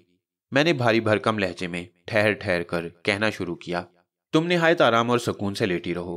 मेरी आंखों के सिवा इस दुनिया को कोई नज़ारा तुम्हारे सामने नहीं है। तुम अपने आसपास के माहौल से गाफिल होती जा रही हो। उसकी आंखें यूं खुली हुई थीं जैसे सोते सोते खुली रह गई हों। उस पर तनवीमी नींद तारी हो गई थी। मैं रुक रुक कर कहता जा रहा था, अब तुम्हारे कान सिर्फ मेरी आवाज़ सुन रहे हैं। मेरे अलावा इस दुनिया की कोई आवाज़ तुम्हारे कानों तक नहीं पहुंच रही। अब मैं 1 से 10 तक गिनता हूं। हर गिनती पर तुम इस दुनिया के नज़ारों से और इस दुनिया की आवाज़ों से दूर होती जाओगी, इतनी दूर के जहां सिर्फ मेरी आवाज़ सुनाई देगी और तुम मेरे हर सवाल का जवाब देती रहोगी। वो बिल्कुल खामोश पड़ी हुई थी और पलकें झपकाए बगैर मुझे देखती जा रही थी। मैं 2-2 सेकंड के वक्फे से गिनने लगा। 10 तक गिनने के बाद मैंने उसे मुखातिब किया, मैं तुमसे मुखातिब हूं, तुम मेरी आवाज़ सुन रही हो? उसकी आवाज़ दूर किसी अंधे कुएं से आई। हाँ, सुन रही हूं। तुम्हारा नाम जरीना है? मेरा नाम जरीना है। नहीं, तुम्हारा नाम हसीना है। मैंने हाकिमाना लहजे में कहा, मेरा नाम हसीना है। वो एक महकूम की तरह बोली, तुम मेरी मुती और फर्मा बरदार हो। मैं जो कुछ पूछूंगा तुम सही जवाब दोगी। मैं सही जवाब दूंगी। तुम्हारी उम्र कितनी है? 24 बरस। दूसरों को अपनी उम्र क्या बताती हो? 16 बरस। तुम मेरे मुतल्लिक क्या सोचती हो? मैं हर वक्त तुम्हारे मुतल्लिक सोचती हूँ। तुम्हारा चेहरा, पहाड़ जैसा कद और फौलाद जैसा जिस्म हर वक्त मेरे हवास पर छाया रहता है। फिर कुछ दिनों से तुम्हारी आंखें मुझे पुकार रही हैं। तुम देखते हो तो मेरा वजूद तुम्हारी तरफ परवाज करने पर माइल हो जाता है। मैं बार बार तुम्हारे कमरे में आती हूँ मगर तुम अनजान बन जाते हो। मैं सोचती हूँ, हाँ मैं सोचती रहती हूँ कि मेरी तमाम हसरतें पूरी हो जाएं। वो कह रही थी और मैं उससे शर्मीली लड़की को देख रहा था जो होशो हवास में रहकर कभी ऐसी बातें जुबान पर ना लाती, लेकिन वो तनवीमी नींद में डूबकर अपने दिमाग की तारीकियों से बोल रही थी। मैंने पूछा, तुम्हारे दिल में कब से ये तमन्नाएं जाग रही हैं? वो हौले हौले ठहर ठहर कर जवाब देने लगी, बहुत अरसा से। वह जरा देर के लिए रुक गई। मैंने हुक्म दिया, कहती जाओ। जितनी बातें तुम्हारे दिल में हैं और दिमाग में हैं, उन्हें किताब के एक एक सफ़ा की तरह खोलती जाओ। तुम मेरी फर्मा बरदार हो और मेरे हुक्म पर अमल कर रही हो। वो अमल करने लगी। उसके साकित लबों में जुम्बिश हुई और वह कहने लगी। मैं रफ्ता रफ्ता भटकने लगी। जब अम्मी स्कूल चली जाती तो मैं कभी दरवाजे से और कभी खिड़की से झांककर मोहल्ले की वीरान गली को देखती थी, किसी का इंतजार करती थी। मैंने इस मोहल्ले के एक नौजवान कासिम को देखा, फिर जमाल पर निगाह गई। इसके बाद अरशद की तरफ ख्याल गया, मगर मेरे सामने शर्म का पहरा था और खौफ की दीवार थी। जज्बात के सैलाब में बहने के बावजूद दिल में धड़का लगा रहता था कि कहीं पकड़ी ना जाऊं। पकड़ी गई तो मेरे साथ मेरी अम्मी भी बदनाम हो जाएंगी। ऐसे ही वक्त में तुम आ गए। तुम्हें देखकर पता चला कि मुझे तुम्हारी ही तलाश थी। तुम्हारे मर्दाना हुस्न के सामने वो तमाम नौजवान फीके पड़ गए। इब्तदा में मैंने महसूस किया कि तुम चोर नजरों से मुझे देखते हो, मगर मुझसे दूर ही दूर रहती हो। मेरी बेचैनी बढ़ने लगी। मैं तुम्हारे कमरे में किसी काम के बहाने आती तो जानबूझकर अपने शाने से दुपट्टा ढलका देती ताकि तुम मुझे छूने और छेड़ने पर मजबूर हो जाओ। वो तनवीमी अमल मेरे लिए बायस रहमत बन गया। मुझ पर एक शर्मीली लड़की की जज्बाती साजिशों को आश्कार कर रहा था। इन लड़कियों के दिमाग में झांक कर देखो तो पता चलता है कि ये बज़ाहिर तो बेहिस और मासूम नजर आती हैं, और अनजान बनकर जाने बूझे इशारों से अपनी तरफ माइल करने की खामोश कोशिशें करती रहती हैं। बहरहाल वो कह रही थी, जब मैंने देखा कि तुम मेरी तरफ माइल नहीं हो रहे हो तो एक रात मैं बहुत मजबूर होकर तुम्हारे कमरे में आ गई। मैंने शर्मा हुआ को बालाए ताक रख दिया, लेकिन तुम्हें जागते देखकर मैं ठिठक गई। तुम जाग रहे थे, अपने बिस्तर पर पालती मारे बैठे हुए थे और तुम्हारे सामने एक हाथ के फासले पर एक मोमी शमा रोशन थी। पहले तो मेरी समझ में नहीं आया कि तुम इस तरह क्यों बैठे हो और शमा की लौ को इतने इनहमाक से क्यों देख रहे हो। मैं आहिस्ता आहिस्ता चलती हुई शमा के करीब तुम्हारे सामने आ गई ताकि तुम मुझे देख सको। तुम मुझे क्या देखते, मैं तुम्हारी आंखें देखकर लरस गई। उफ खुदाया, तुम्हारे आंखों की पुतलियां नजर नहीं आ रही थीं।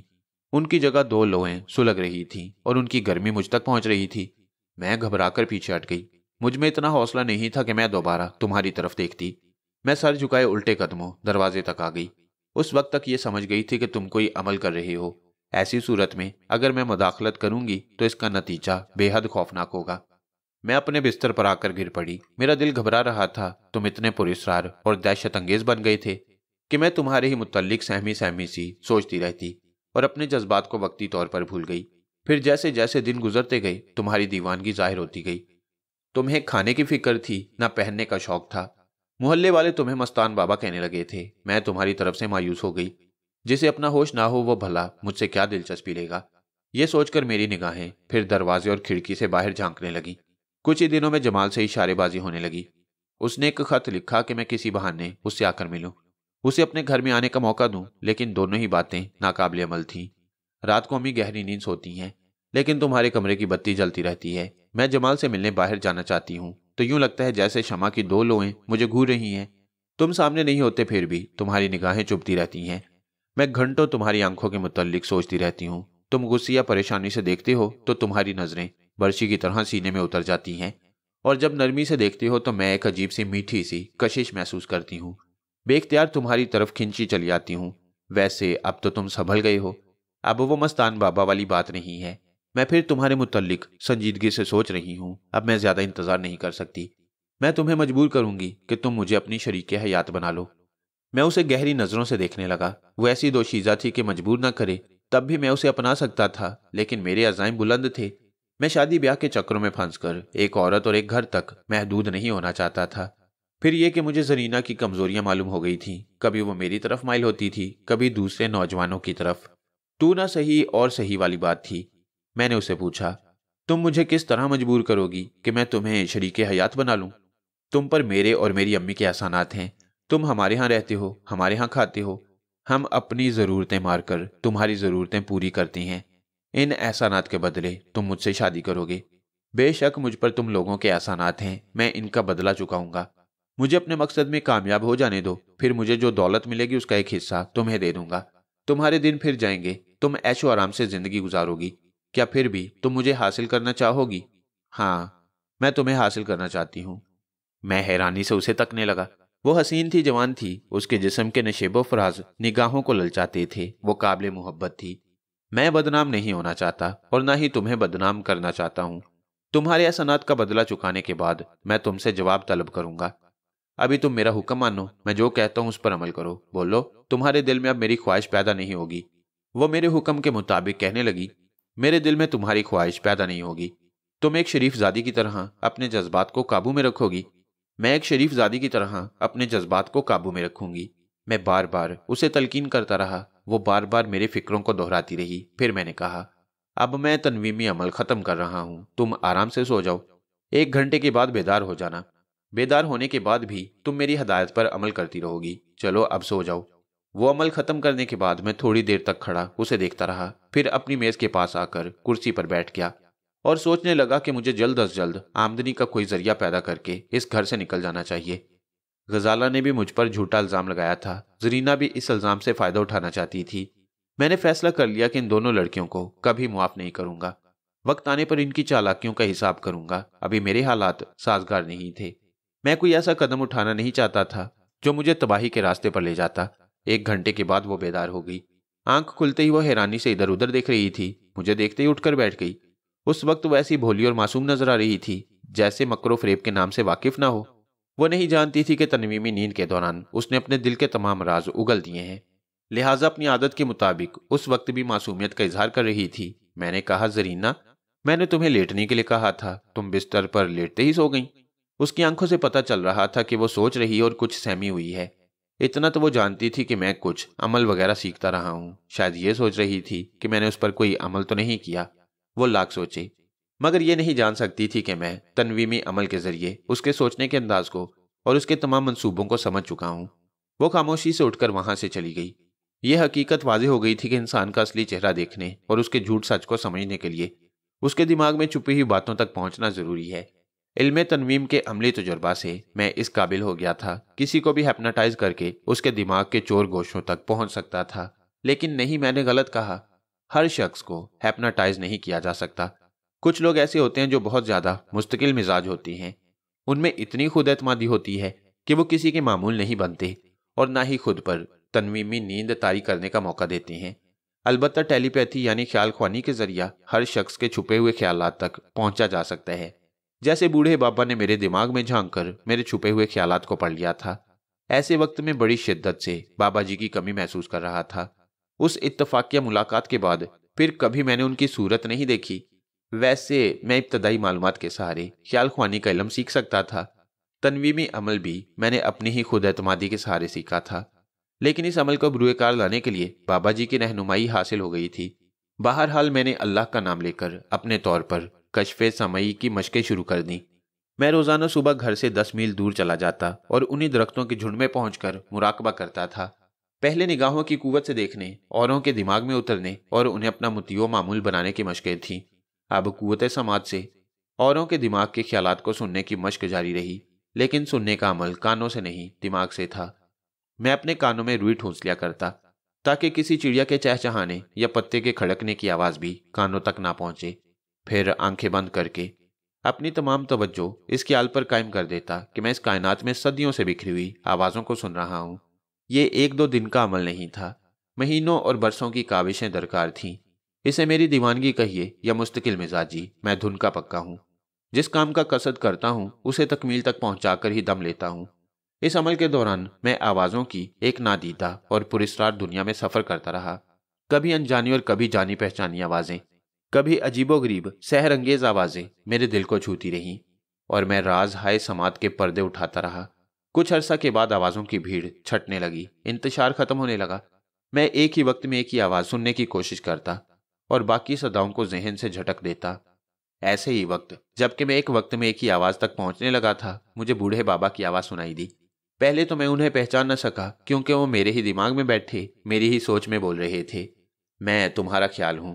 पहले अपनी सोच को समझो कि यह है क्या।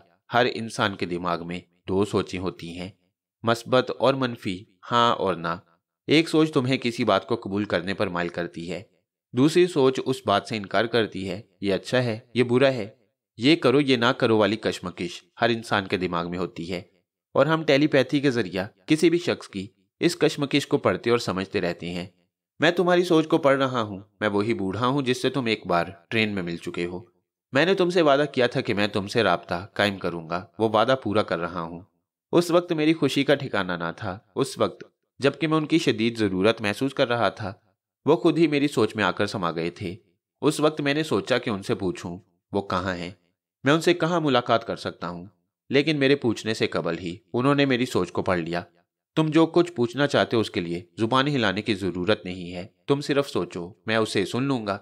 मैं उनकी हदायत के मुताबिक सोचने लगा। बाबा जी, मैं जिस दुनियाए समात में सांसें ले रहा हूँ वहां आवाजों की भीड़ छट गई है। अब हर आवाज फर्दन फर्दन सुनाई देती है। अब आप मुझे ये बताइए कि मैं अपने मतलूबा दोस्त या दुश्मन की सोचों को किस तरह सुन सकता हूँ। जवाब में बूढ़े बाबा की सोच सुनाई दी।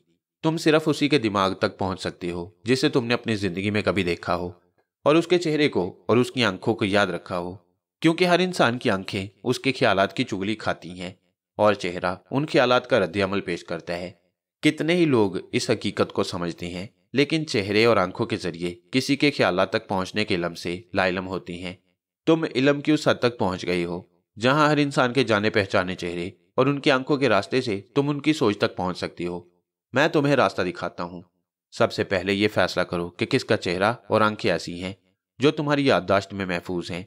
फिर तुम उसके चेहरे को चश्मे तसव्वुर में लाओ और उसकी आंखों में झांको। तुम फौरन ही उसके दिमाग तक पहुंच जाओगे। मैं सोचने लगा, कितने ही चेहरे ऐसे थे जो मेरी याददाश्त में महफूज थे। फूफी और जरीना को मुतवातिर कई सालों से देखता रहा था। उनके चेहरे और आंखें कभी नहीं भूल सकता था। इसके अलावा बचपन से जवानी तक की यादें थीं। चचा जान, चची, गजाला और जहीर के चेहरे ऐसे थे कि हर वक्त उनकी तस्वीरें निगाहों के सामने खिंच जाती थीं। और जो मेरी जिंदगी में सबसे ज्यादा अहमियत रखती थी वो मेरी बहन शाहीना थी। उसके सामने जितने रिश्ते थे, जितनी मोहब्बतें थीं, वो सब हीच थीं।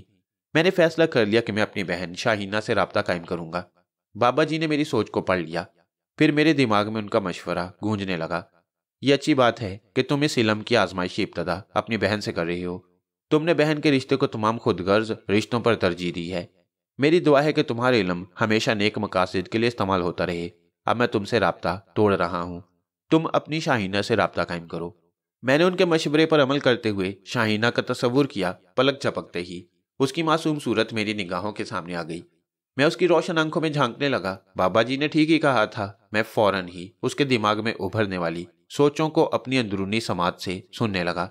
वो बहुत ही सुहाने और रंगीन ख्यालों में डूबी हुई थी, अपने किसी महबूब के ख्यालों में गुम थी। उस वक्त मुझे पता चला कि मेरी बहन अपने जीवन साथी का इंतखाब कर चुकी है। मैंने मजीद मालूमात के लिए उसके दिमाग पर दस्तक दी। शाहीना, मैंने अपनी सोच की कुव्वत से उसे पुकारा। वो शायद ठिठक गई थी। एक साथ के लिए उसकी सोच थम गई। फिर उसने सोचा, ये क्या, मैं अपने आप को शाहीना कहकर क्यों मुखातिब कर रही हूँ। उसी वक्त मेरी सोच ने कहा, शाहीना, मैं तुम्हारी सोच हूँ। हर इंसान के अंदर दो मुख्तलिफ सोचें होती हैं, एक मस्बत, दूसरी मनफी, एक सवालिया, दूसरी जवाबिया सोच। अक्सर ऐसा होता है कि इंसान खुद ही सवालिया अंदाज में सोचता है और खुद ही जवाब देता है। लिहाजा मैं तुम्हारी सवालिया सोच हूँ। बताओ, क्या तुम्हें अपने फरहाद भाईजान की याद नहीं आती? उसके ख्यालात सुनाई दिए। हाय अल्लाह, मैं अपने भाईजान को कैसे भूल सकती हूँ? वही मुझे भूल गए हैं। तकरीबन 5 साल गुजर गए, उन्होंने मेरी खबर नहीं ली। समझ में नहीं आता कि भाईजान को इल्जाम दूं या अपनी तकदीर को। नहीं, मेरी तकदीर ही खराब है। भाईजान खुद ही मम्मी और डैडी के जुल्म का शिकार हैं। ना जाने वो किस साल में हैं। शायद वो यहाँ एक आध बार मुझसे मिलने आए हों, मगर मैं तो पिंडी में रहती हूँ। अब यहाँ 2 रोज के लिए आई थी। सोचा था कि शायद भाईजान की सूरत नजर आ जाए, लेकिन अफसोस, आज शाम को वापस जा रही हूँ। मैंने उसकी सोच को टोक दिया। तुम वापस ना जाओ, तुम्हारे भाईजान कल तुमसे आकर मिलेंगे। उसकी आवाज आई, मैं मजबूर हूँ, यहाँ रुक नहीं सकती। परसों से एमए फाइनल के इम्तिहान में बैठना है। अगर आज ना गई तो तमाम साल की मेहनत ज़ाया हो जाएगी। मेरी सोच ने कहा, हाँ, तालीम की अहमियत सबसे ज्यादा है, तुम्हें जरूर जाना चाहिए। लेकिन इस वक्त तुम सब कुछ भूलकर उस नौजवान के मुतल्लिक सोचो जिसे तुम अपना जीवन साथी बनाना चाहती हो। अब फर्ज करो कि कभी तुम्हारे भाईजान ने उस नौजवान का नाम पूछा तो क्या बताओगी? जो नाम है बता दूंगी। कह दूंगी कि उसका नाम जुबैर है, मेरे क्लास फेलो हैं। वो एक करोड़पति बाप के इकलौते बेटे हैं। उन्हें इस बात पर नाज है कि उन पर हजारों लड़कियां मरती हैं। इसीलिए मुझे भी वो उन हजारों लड़कियों में समझती हैं। लेकिन मैं सस्ती मोहब्बत की कायल नहीं हूँ। मैं चाहती हूँ कि वो मुझे अपनी शरीक हयात बना लें, लेकिन समझ में नहीं आता कि उनके सोचने का अंदाज कैसे बदलूं। काश कि वो सिर्फ मेरे ही होते। मेरी शाहीना मायूस हो रही थी। मैंने उसके दिमाग में मस्बत सोच का असर डाला। तुम फिक्र न करो, जुबैर तुम्हारा और सिर्फ तुम्हारा ही होगा। तुम दिल लगाकर पढ़ो और अच्छे नंबरों से पास हो जाओ। एक कामयाबी दूसरी कामयाबियों के रास्ते हमवार कर देती है। इस बात का यकीन करो कि जुबैर तुम्हारी कामयाबी और तुम्हारी जहानत से मुतासिर होगा। फिलहाल तुम्हें सिर्फ इम्तिहान के मुताल्लिक सोचना चाहिए। हाँ, वाकई मुझे सिर्फ अपने पर्चों के मुताल्लिक सोचना चाहिए। मेरी कामयाबी और जहानत जुबैर को मुतासिर करेगी। वो ये सोचने पर मजबूर हो जाएंगे कि मैं ही सही मायनों में उनकी शरीक हयात बन सकती हूँ। वो सोचती रही। मैंने उससे ख्यालात का राब्ता ख़त्म कर दिया। मेरा ख्याल था कि बूढ़े बाबा हम भाई बहन के ख्यालात को पढ़ रहे होंगे, लेकिन मेरे जहन में सिर्फ मेरी ही सोचें थीं। बाबा जी नहीं थे। शायद वो अपना फर्ज पूरा करके फिर कहीं गुम हो गए थे। मगर मैं उनका पीछा छोड़ना नहीं चाहता था। मैं अभी बहुत सी मालूमात हासिल करना चाहता था। मैंने फौरन ही उनका तस्वुर किया। मेरी निगाहों के सामने उनकी तस्वीर उभरने लगी। झुर्रियों वाला चेहरा, सफेद दाढ़ी, सफेद भवें और सर के बाल भी सफेद थे। उनके चेहरे के अतराफ सफेद दूधिया रोशनी का हल्ला था। मैं उनकी बूढ़ी आंखों में झांकने लगा। वो सोच रहे थे, आह, मौत के सराहने लेटकर इस बात का पुख्ता यकीन हो जाता है कि हम एक मुइना मुद्दत से ज्यादा जिंदा नहीं रह सकते। अपनी मुख्तसर सी जिंदगी में हम कैसे कैसे तमाशे करते हैं। इस दुनिया में सबसे ज्यादा दौलत, इज्जत और सबसे ऊंचा मुकाम हासिल करने के लिए 100 तरह के अलूम सीखते हैं और फिर गलत रास्तों पर चल पड़ते हैं। मैंने भी जवानी के अय्याम में अपने इल्म से नाजायज़ फ़ायदे उठाए हैं। मुझसे ऐसे जुराइम सरजद हुए हैं। मैं ऐसा गुनाहगार हूँ कि अपने माजी को याद करके खुद ही शर्म से गर्दन झुका लेता हूँ। सिर्फ इंसान का बुढ़ापा ही ऐसा है जो उसे संजीदगी से सोचने पर मजबूर करता है और नेकियों की तरफ माइल करता है। मेरे साथ भी यही हुआ। जब जवानी का तमाम जोश सर्द पड़ गया और जवान औरतों के सामने मेरा बुढ़ापा घुटने टेकने लगा, तब मुझे एहसास हुआ कि मर्द तमाम उम्र औरत को फतह नहीं कर सकता और दौलत हमारे साथ कब्र में नहीं जाती। हम जो कुछ इस दुनिया से छीनते हैं, आखिरकार इसी दुनिया की झोली में उसे वापस डालकर हमेशा के लिए आंखें बंद कर लेते हैं। इस हकीकत का इल्म होने के बाद मैंने तौबा कर ली, जैसा कि हर इंसान बुढ़ापे में तौबा करता है। मालूम होता है ये आदत हमें विरसे में मिली है। हम तो 900 चूहे खाने के बाद रोजे नमाज की तरफ माइल होते हैं। आह, हमें किस वक्त खुदा याद आता है। अब तो जिंदगी मुझसे दूर होती जा रही है और मौत सरहाने आकर खड़ी हो गई है। मैंने नाजायज दौलत को ठुकरा दिया है, औरतों से मुंह मोड़ लिया है। आज मेरी आखिरी सांसों में कोई मेरे साथ नहीं। मैं इस दुनिया में अकेला आया था, अकेला जा रहा हूँ। बूढ़े बाबा की सोच ने मुझे बेहद मुतासिर किया। मैंने फौरन उनके दिमाग पर दस्तक दी। बाबा जी, आप तन्हा नहीं हैं, मैं आपके साथ हूँ। मुझे पहचानिए, मैं फरहाद हूँ। अभी कुछ देर पहले आपने मुझसे ख्याल का राब्ता कायम किया था और मेरी रहनुमाई की थी। आप मेरे वक्त पर काम आए हैं, मैं आपके वक्त पर काम आना चाहता हूँ। मुझे बताइए, इस वक्त आप कहाँ हैं? मैं अभी आपके पास आना चाहता हूँ। जवाब में वो अपनी सोच की लहरें मेरे दिमाग तक पहुंचाने लगे। बेटे, मैंने इसीलिए तुम्हारी रहनुमाई की है कि तुम हमेशा दूसरों के काम आते रहो। अपने फायदे के लिए किसी को नुकसान ना पहुंचाओ, सिर्फ अपने जायज हकूक हासिल करो। दुश्मन ललकारे तो उसका जवाब दो, वरना उसे मुस्कुरा कर टाल दो। इसी से तुम्हें अजमत और बरतरी हासिल होगी।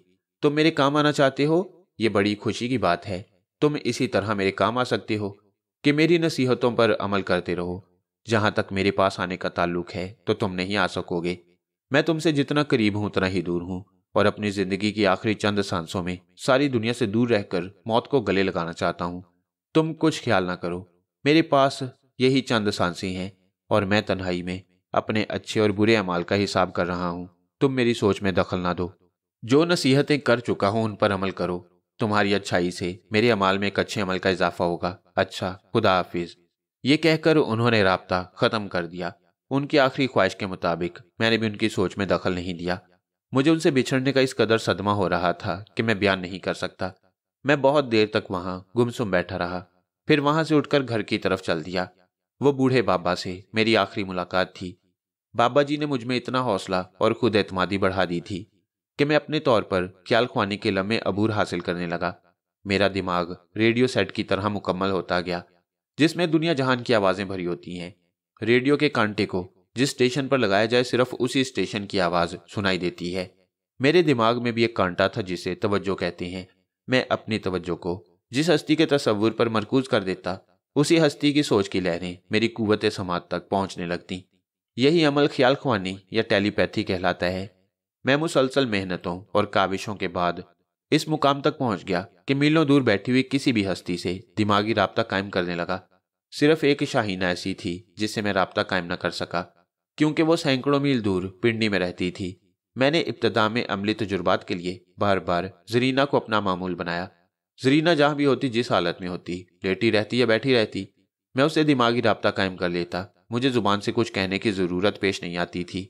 मैं सोच की लहरों को अपने दिमाग से उसके दिमाग तक पहुंचा देता था और उससे कहता था, तुम मेरी ताबे फरमान हो। तुमने मेरी आंखों को खूब गौर से देखा है और हमेशा देखती रही हो। इस वक्त अगर तुम तन्हा हो तो चश्मे तसव्वुर से मेरी आंखों को देखो। उसकी सोच की लहरें मेरे दिमाग तक पहुंचती। हाँ, मैं तन्हा हूं, तुम्हारी आंखों को अपने सामने देख रही हूं। शमा की लौ की तरह तुम्हारी आंखें सुलग रही हैं। अल्लाह, मैं क्या करूं, मुझे डर लग रहा है। डरने की जरूरत नहीं है। मैंने कभी तुम्हें नुकसान नहीं पहुंचाया। तुम मेरी मौसिना हो और अब तुम्हारे एहसानात का बदला चुकाने का वक्त आ गया है। मैं तुम्हें इतनी दौलत दूंगा कि तुम इतनी दौलत का कभी तसव्वुर भी नहीं कर सकती। बस ये आखिरी तजुर्बा है, इसके बाद मैं तुम्हें जहमत नहीं दूंगा। मेरा वो आखिरी तजुर्बा भी कामयाब रहा। वो मेरी मामूला बनने के बाद मेरे हर हुक्म की तामील करती रही। इस अमल के दौरान उसकी आंखें खुली रहीं। वो चश्मे तसव्वुर में मेरी आंखों को देखती रही और मेरी सोच के जेर असर चलते फिरते मेरा काम करती रही। ऐसे वक्त में किसी को कत्ल करने का हुक्म देता तो वो बेदरेगो बिला तामल उसे कत्ल कर देती। मेरी जहनीत मुजरिमाना नहीं थी, वरना आज से 5 साल पहले ही मैं अपने चचा को कत्ल कर देता। मगर अब मुझ में ऐसी सलाहियतें पैदा हो गई थी कि मैं खून खराबे के बगैर अपनी ज़मीनें और ज़मीनों से हासिल की हुई दौलत और जायदाद को उनसे वापस ले सकता था। मैं अब तक एक लड़की पर तजुर्बात करता रहा और अपनी सलाहियतें आजमाता रहा। फिर यह सिलसिला मैंने ख़त्म कर दिया। एक मुद्दत के बाद अपनी महदूद दुनिया से बाहर आ गया। दूसरे लफ्ज़ों में यूं कहना चाहिए कि मैं पहली बार इस वसी दुनिया के मैदान अमल में आ गया, जहां कितने ही हंगामे और कदम कदम पर ललकारने वाले अनजाने दुश्मन मेरा इंतजार कर रहे थे। मेरा पहला टारगेट मेरे चचा जान थे। एक शाम मैं लॉरेंस गार्डन में ज़रा वक्त गुजारने चला आया। मैं अक्सर ज़हनी सुकून और दिमागी तरावत हासिल करने यहाँ चला आता था। यहाँ की सरसब्ज़ो शादाब फिज़ा और रंग बिरंगे फूलों के माहौल में सारी थकन और परेशानियां दूर हो जाती थीं। मुस्कुराती हुई हसीनाओं के गुलरंग चेहरे, उड़ते हुए आंचल और महकती हुई अदाएं मेरे दिलो दिमाग के दरीचे खोल देती थीं और उनमें झांक कर कहती थीं कि तुम्हारे इल्मो अमल के आगे जहां और भी हैं, और वो जहाने रंगोबू सिर्फ हमारी जुल्फों में है। कभी इस जहान में भी कदम रख कर देखो। हाँ, मैंने खुद को बहुत संभाला था। घर में एक नौखेज हसीना थी, इसके बावजूद अपने जज्बात को कुचलता रहा था। मेरे अंदर कितने तूफान मचल रहे थे ये मैं जानता था, और ये भी जानता था कि जब ये जज्बाती तूफान मेरे जब्त के बंधन तोड़कर निकलेंगे, मैं एक तिनके की तरह इनकी जद में आ जाऊंगा और अपने अज़ाइम की तकमील का फिर कोई रास्ता मुझे नहीं मिलेगा। मैं तकरीबन 1 घंटे तक फूलों की अंजुमन में खरामा खरामा टहलता रहा। फिर गार्डन के एक दूर उफ्तादा गोशे में आ गया। रात की स्याही रफ्ता रफ्ता फैलती जा रही थी। इस तरफ किसी के आने का इम्कान नहीं था। मैं एक झाड़ी के पीछे आकर घास के फर्श पर पालती मारकर बैठ गया। अपने दोनों हाथ घुटनों पर रख लिए और मुराकबे में चला गया। मेरा रुख शुमाल की तरफ था। शुमाल से जुनूब को बहने वाली मकनातीसी लहरें मेरे दिमाग तक पहुंच रही थीं और मैं अपने ख्याल की लहरें चचा के दिमाग तक पहुंचा रहा था। उनकी तस्वीर मेरी निगाहों के सामने थी, लेकिन उनसे ख्याल का राब्ता कायम ना हो सका। बहुत सारी आवाज़ें गुडमुड हो रही थीं। मैं समझ गया कि चचा जान मुझसे सैकड़ों मील दूर हैं। अगर इस शहर में होते तो फौरन ही राब्ता कायम हो जाता। मैं थोड़ी देर तक सोचता रहा कि अब मुझे क्या करना चाहिए। मैं आज ही से अपनी जिंदगी का एक नया बाब खोलना चाहता था। मेरे जिस्म पर मामूली सा लिबास था, मेरी जेब में गिनती के पैसे थे। मैं लाखों की जायदाद का हकदार होकर अब मजीद मुफलसी और तंग दस्ती बर्दाश्त नहीं कर सकता था। मैंने फैसला किया कि चची से कुछ रकम वसूल करके अपना काम चलाना चाहिए, क्योंकि चची के पास भी जो कुछ था वो मेरा ही माल था। मुझे चोरी नहीं करनी थी, जबरन किसी से कुछ छीनना नहीं था। अपना ही माल सूद दर सूद वसूल करना था। ये सोचकर मैंने चची से दिमागी राब्ता कायम किया। मेरी निगाहों के सामने पहले उनका चेहरा आया, फिर जानी पहचानी नफरत से भरी हुई आंखें। मैं उन आंखों में झांकते हुए उनकी सोच तक पहुंच गया। पहले मुझे गुनगुनाने की आवाज़ सुनाई दी। यकीनन चची साहिबा मूड में आकर गुनगुना रही थीं। सुर उनके दिमाग से निकल रहे थे और मुझ तक पहुंच रहे थे। थोड़ी देर बाद गुनगुनाहट खत्म हो गई। मैं उनके ख्यालात पढ़ने लगा। मैंने अंदाज़ा लगाया कि उस वक्त वो आईना के सामने हैं। उनकी सोच कह रही थी, आईना कभी झूठ नहीं बोलता। मैं अभी तक जवान नजर आती हूँ। मेरे मिलने वाले सभी लोग मुझे मेरे बाल बच्चों की माँ नहीं कहते, बड़ी बहन समझते हैं। इसका मतलब यही है कि अभी तक बुढ़ापा मुझसे दूर है। जहां दौलत हो, खाने के लिए मुरगन ग़िज़ाएं हों और खामंद बूढ़ा हो तो औरत हमेशा जवान रहती है। आज की तकरीब में मैं ज़मुर्द की अंगूठी और हीरे की लॉकेट वाला नेकलेस पहन कर जाऊंगी। कहीं कहीं से चुगली खाने वाला बुढ़ापा हीरे जवाहरात की जगमगाहट में छुप जाता है। वो अपनी दौलत और अपने बूढ़े शबाब के मुतल्लिक सोच रही थी और किसी तकरीब में जाने की तैयारी कर रही थी। इससे पहले ही मुझे उनके पास पहुंचना था।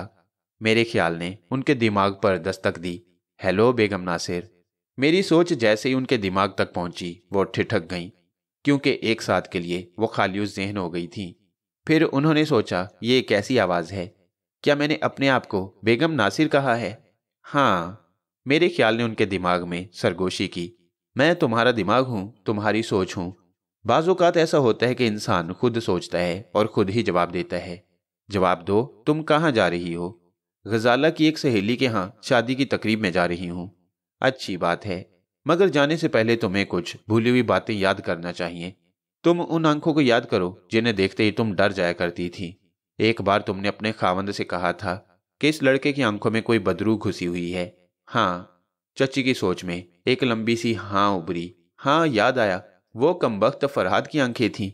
कैसी आंखें थीं? जरा उन आंखों का तसव्वुर में लाओ। देखो देखो, वो आंखें तुम्हारे ख्यालों में रोशन हो रही हैं। उन्हें तवज्जो से देखो। हाँ, वो नजर आ रही हैं। तौबा, कैसी डरावनी आंखें हैं। पहले तो ऐसी नहीं थी। उफ, मुझे क्या हो गया है। इस तसव्वुर से नजरें हटाना चाहती हूँ मगर नहीं हटा सकती। ऐसा लगता है जैसे मेरा तमाम वजूद उन आंखों से चिपक कर रह गया है। ये कमबख्त अचानक ही मुझे कैसे याद आ गई। मैंने खला में घूरते हुए उनकी सोच को अपनी गिरफ्त में रखा। इन आंखों से तुम्हारे खौफ और दहशत का पुराना रिश्ता है। तुम इन आंखों को देखती रहोगी और तुम देख रही हो। तुम्हारा तसव्वुर, तुम्हारी सोच और तुम्हारा दिमाग इन आंखों में डूबता जा रहा है। तुम इस दुनिया से गाफिल होती जा रही हो। वो आंखें तुम्हें हुक्म दे रही हैं। तुम हुक्म की तामील कर रही हो। बैठ जाओ। एक जरा तवक्कुफ के बाद मैंने पूछा, कहाँ बैठी हो? मैं नहीं जानती कि कहाँ बैठी हूं। इन आंखों के सिवा मुझे कुछ नजर नहीं आ रहा। दो तरफा बसीरत से काम लो। अपनी दिमागी आंखों से फरहाद की आंखों को देखती रहो और ज़ाहरी आंखों से अपने माहौल पर नजर रखो। बोलो, तुम कहाँ बैठी हो? चंद लम्हों के बाद उनकी सोच की लहरों ने कहा, मैं सिंगार मेज के सामने एक कुशन पर बैठी हूं। ठीक है, अब वो आंखें तुम्हारे दिमाग में पेवस्त रहेंगी और तुम ज़ाहरी आंखों से इस दुनिया को देखती रहोगी और अपने मिलने जुलने वालों से हस्बे मामूल बातें करती रहोगी। मगर तुम्हारी सोच को वो सुलगती हुई आंखें कंट्रोल करती रहेंगी। अब वो आंखें तुमसे पूछती हैं, बताओ तुम्हारा खामंद नासिर अली कहाँ है? वो इस वक्त कराची में है। तुम्हारा बेटा जहीर कहाँ है? जहीर गजाला के साथ उसकी सहेली की शादी की तकरीब में गया है। तुम्हारी दूसरी बेटी शाहीना कहाँ है? वो पिंडी में अपने नाना के यहाँ रहती है।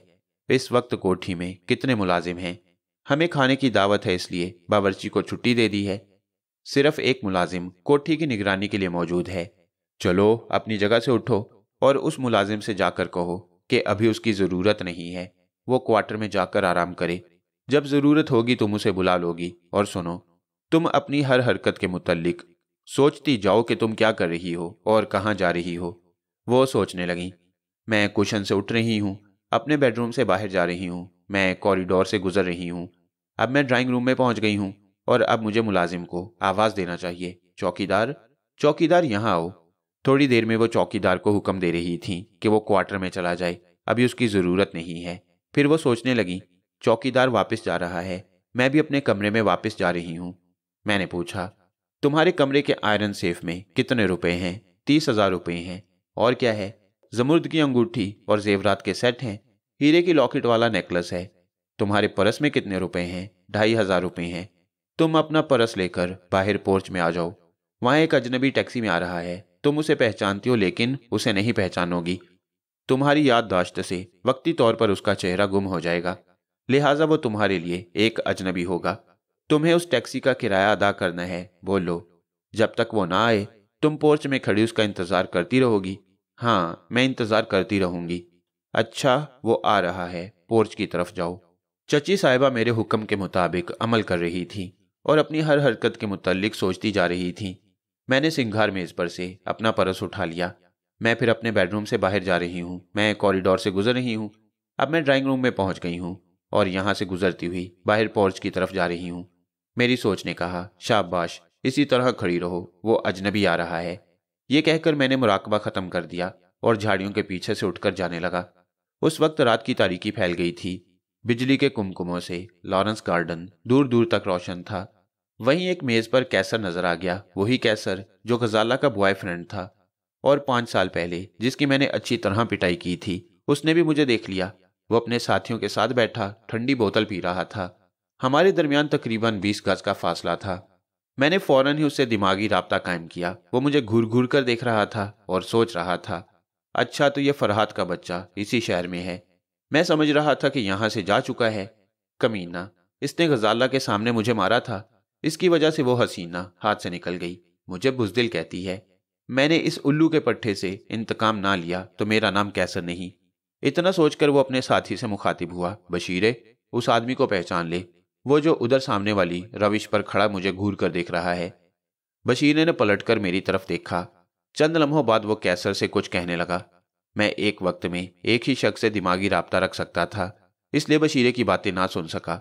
अलबत्ता इसके बाद कैसर का जवाब सुनाई दिया। उसकी बातें इसलिए सुनाई दे रही थीं कि इंसान बोलने से पहले सोचता है। सोचने और बोलने की कुदरती तरतीब ये है कि पहले दिमाग से सोच की लहरें निकलती हैं, फिर वो लहरें कुव्वते गुवियाई तक पहुंचती हैं। उस वक्त मैं कैसर के बोलने से पहले ही उसकी सोच को पढ़ रहा था। वो बशीरे से कह रहा था, अच्छा तो तुम इसे जानते हो, ये शादरा में रहता है? हाँ बिल्कुल ठीक, एक स्कूल मिस्ट्रेस के यहाँ रहता है। मुझे भी याद आ गया। गजाला कहती थी कि इसकी फुफ्फी एक स्कूल मिस्ट्रेस है। यार तुम पता चलाओ ये कहाँ आता जाता है, मैं इसे घेर कर मारना चाहता हूँ। बशीरे ने कुछ कहा। कैसर ने उसका जवाब दिया, नहीं, अभी से छेड़ना मुनासिब नहीं है। यहाँ बीच बचाव करने वाले बहुत से लोग आ जाएंगे। मैं इस कमबख्त को ऐसी जगह मारना चाहता हूँ जहाँ पानी ना मिले। मैंने दिमागी राब्ता तोड़ते हुए अपने दिल में कहा, मैं भी इस वक्त तुमसे उलझना नहीं चाहता। मेरे लिए इतनी ही इतला काफ़ी है कि तुम मुझसे इंतकाम लेना चाहते हो। अब मैं तुमसे मोहतात रहूंगा। मैं दुश्मनों से कतरा कर गार्डन से बाहर आ गया और एक टैक्सी में बैठकर कोठी की तरफ रवाना हो गया। मैंने खुशाइंद ख्यालात को फौरन ही जहन से झटक दिया और दोबारा चच्ची से राब्ता कायम किया। मैंने ख्याल की खामोश जुबान से पूछा, क्या कर रही हो? पोर्च के बरामदे में खड़ी हूँ। तुम बिल्कुल तन्हा हो? हाँ तन्हा हूँ, चौकीदार जा चुका है। ना जाने वो अजनबी कब आएगा। क्या तुम तन्हाई से बोर हो गई हो? हाँ, इंतजार से कोफ्त हो रही है। वाकई हो रही होगी। कुछ देर पहले तुम आईने के सामने गुनगुना रही थी। कोफ्त और बोरियत को दूर करने का बेहतरीन तरीका यह है कि कुछ गुनगुनाती रहो। तुम्हारी आवाज बड़ी सुरीली है, यूं लगता है जैसे 70 बरस की बुढ़िया अपनी गुजरी हुई जवानी का मातम कर रही है। वह सुलगती हुई आंखें तुम्हें हुक्म देती हैं, गुनगुनाओ। ये कहकर मैंने राब्ता तोड़ दिया। 15 मिनट के बाद जब टैक्सी कोठी के पोर्च में आकर रुकी तो वो बेसुरी आवाज में गुनगुना रही थी। मैं टैक्सी से उतरकर बाहर आया। मैं देखना चाहता था कि वो मुझे पहचानती है या नहीं। वो मुझे खाली खाली नजरों से देखती हुई गुनगुना रही थी। मैंने उसके हाथ से परस लिया और उसमें से 5 रुपए का एक नोट निकालकर टैक्सी ड्राइवर को दिया। उसके जाने के बाद मैंने परस के तमाम रुपए अपनी जेब में रखे। उसे खाली करके उन्हें देते हुए कहा, तुम बहुत अच्छा गा लेती हो, अब बस करो, मेरे साथ आओ। वो मेरे साथ चलती हुई कोठी में दाखिल हुई। मैंने दरवाजे को अंदर से बंद कर दिया। उनकी ख्वाबगाह में पहुंचकर मैंने हुक्म दिया, वहां सामने सोफे पर बैठ जाओ। वो बैठ गईं। उनके सामने वाले सोफे पर मैं बैठ गया। उस वक्त भी मैं जुबान से कुछ नहीं कह रहा था, मैं सोच रहा था और वो अपनी सोच के जरिए जवाब दे रही थी। मैंने पूछा, तुम्हारी सोच पर मेरी आंखों का पहरा है। मेरी आंखें तुमसे पूछती हैं, बताओ तुम्हारे खावंद नासिर अली के पास जमीनों के जो कागजात हैं, तुम उनके मुतल्लिक क्या जानती हो? वो सोचने लगी और मैं सुनने लगा। मेरे खावंद के पास 2 किस्म के कागजात हैं। एक असली हैं जो जमीनों पर फरहाद के बाप तैमूर अली की मलकियत साबित करते हैं। दूसरे कागजात जाली हैं। ये कागजात मेरे खावंद और पटवारी की मुश्तरका साजिशों से तैयार किए गए हैं। इसके सिले में हम पटवारी को हर माह 1000 रुपये देते हैं। फरहाद की फूफी इस फरेब को किसी हद तक समझती हैं, मगर उन कंगालों के पास इतना पैसा नहीं कि वो बरसों तक जमीनों के लिए मुकदमा लड़ते रहें। जमीनों के असली कागजात कहाँ हैं? बैंक के लॉकर्स में हैं। लॉकर किसके नाम पर है? मेरे नाम पर। नासिर अली इतनी अहम दस्तावेजात तुम्हारे पास क्यों रखता है? मैं खुद उसे इतना मौका नहीं देती कि वो ऐसी चीजें अपने पास रखे। क्या पता कल को भतीजे की मोहब्बत जोश मारे और वो ईमानदार बनकर उसके कागजात वापस कर दे। ऐसी सूरत में मेरा बेटा कंगाल हो जाएगा। मेरा खावंद मेरे इशारों पर नाचता है, जमीनों और दुकानों की तमाम आमदनी मेरे पास लाता है। मैं वो तमाम रकम मुख्तलिफ बैंकों में रखती हूँ। तुम्हारे अकाउंट में कितने रुपए हैं? 15,70,000 रुपए हैं। जेवरात कहाँ हैं और कितनी मालियत की हैं? जेवरात लॉकर्स में हैं, उनकी मालियत तकरीबन 1.5 लाख रुपए है। इस वक्त इस कमरे के आयरन सेफ में 30,000 रुपये और जेवरात हैं। हाँ, 30,000 रुपये और जेवरात हैं। चलो उठो, अपनी कोई अटैची निकालो और सेफ के तमाम रुपए और जेवरात उस अटैची में रख दो। वो अपनी जगह से उठ गई और अलमारी के पास जाकर उसे खोलने लगी। बेचारी चची जान कितनी अच्छी थी। जिस दौलत को बेईमानी से हासिल किया था उसे बड़ी ईमानदारी और फर्मा बरदारी से मेरे हवाले कर रही थी। मैं अपनी जगह से उठकर उनके करीब आ गया। अलमारी में बहुत से कीमती मलबूसात नजर आ रहे थे। हैंगर्स में कितनी ही कीमती साड़ियां लटक रही थीं। मुझे जरीना और फूफी का ख्याल आया, जिनके पास पहनने के लिए बराए नाम मामूली से कपड़े थे। मैंने तमाम साड़ियां और गर्म शालें निकालते हुए कहा, इन्हें भी अटैची में रख दो। उन्होंने हुक्म की तामील की। फिर वहां से अटैची उठाकर आयरन सेफ के पास आई। सेफ में 100 और 50 के नोटों की कई गड्डियां और जेवरात के कई सेट रखे हुए थे।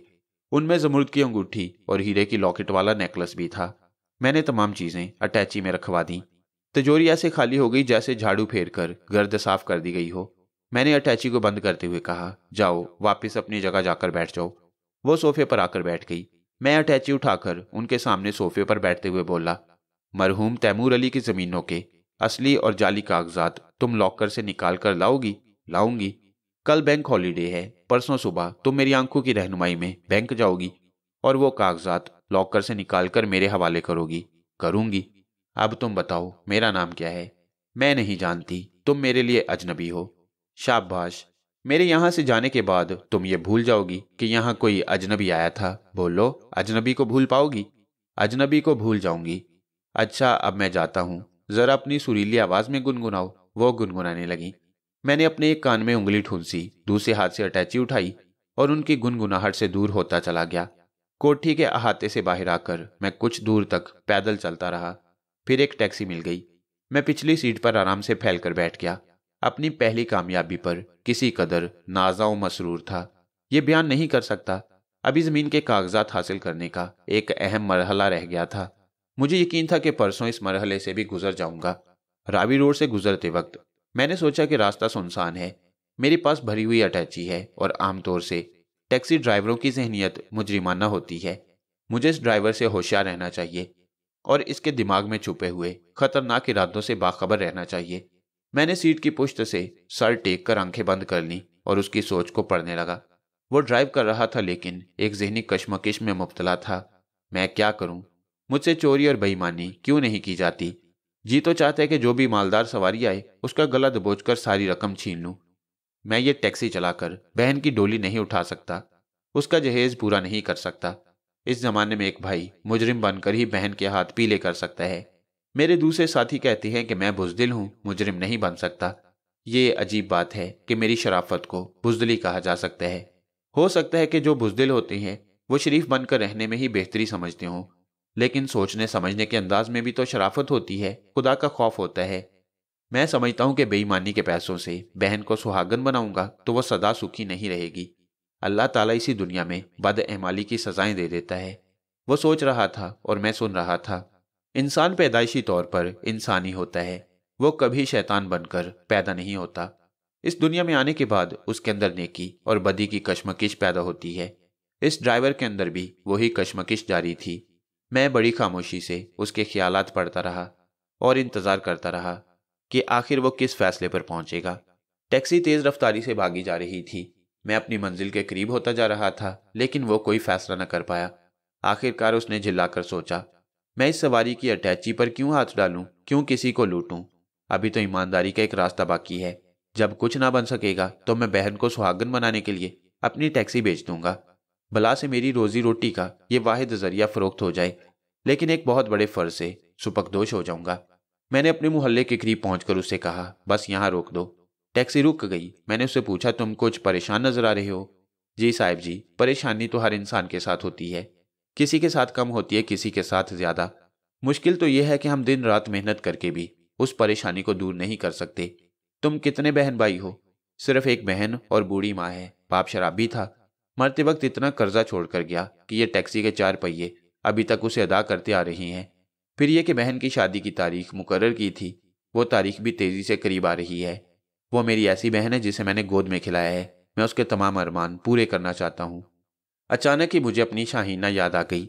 उस लम्हे मेरे और ड्राइवर के सीने में एक भाई का दिल था और उस दिल में बहन की तमाम खुशियां पूरे करने के अरमान। मैंने उसे कहा, जरा यहाँ आकर ये अटैची उठा दो, बहुत भारी है। वो ज़्यादा देर के लिए हिचकिचाया। मैं समझ गया कि वो अटैची को हाथ नहीं लगाना चाहता। ईमान डगमगा जाने का अंदेशा है।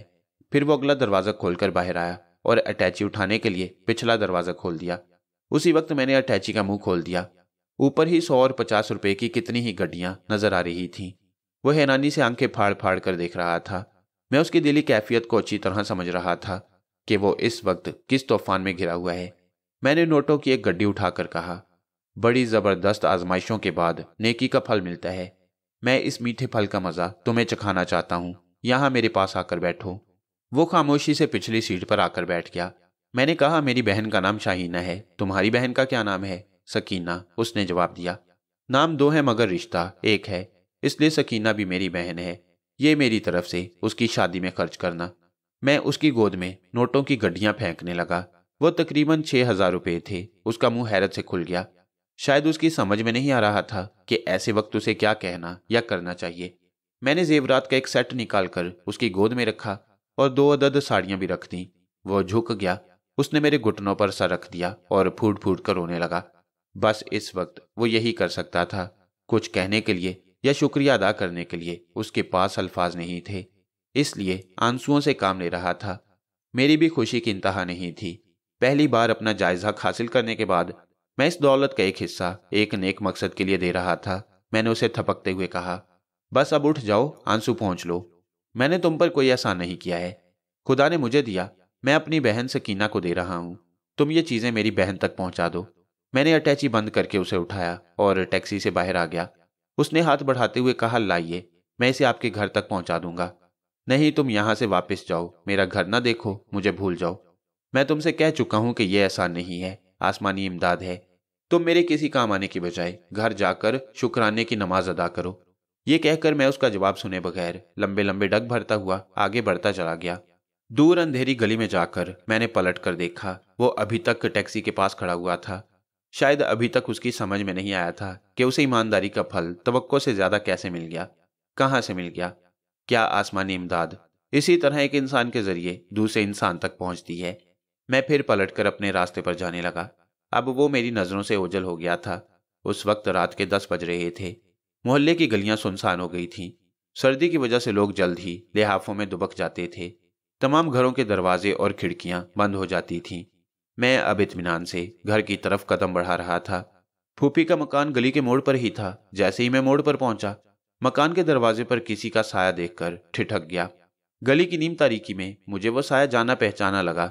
गली की नीम तारीकी में पहले वो साया पहचाना ना गया।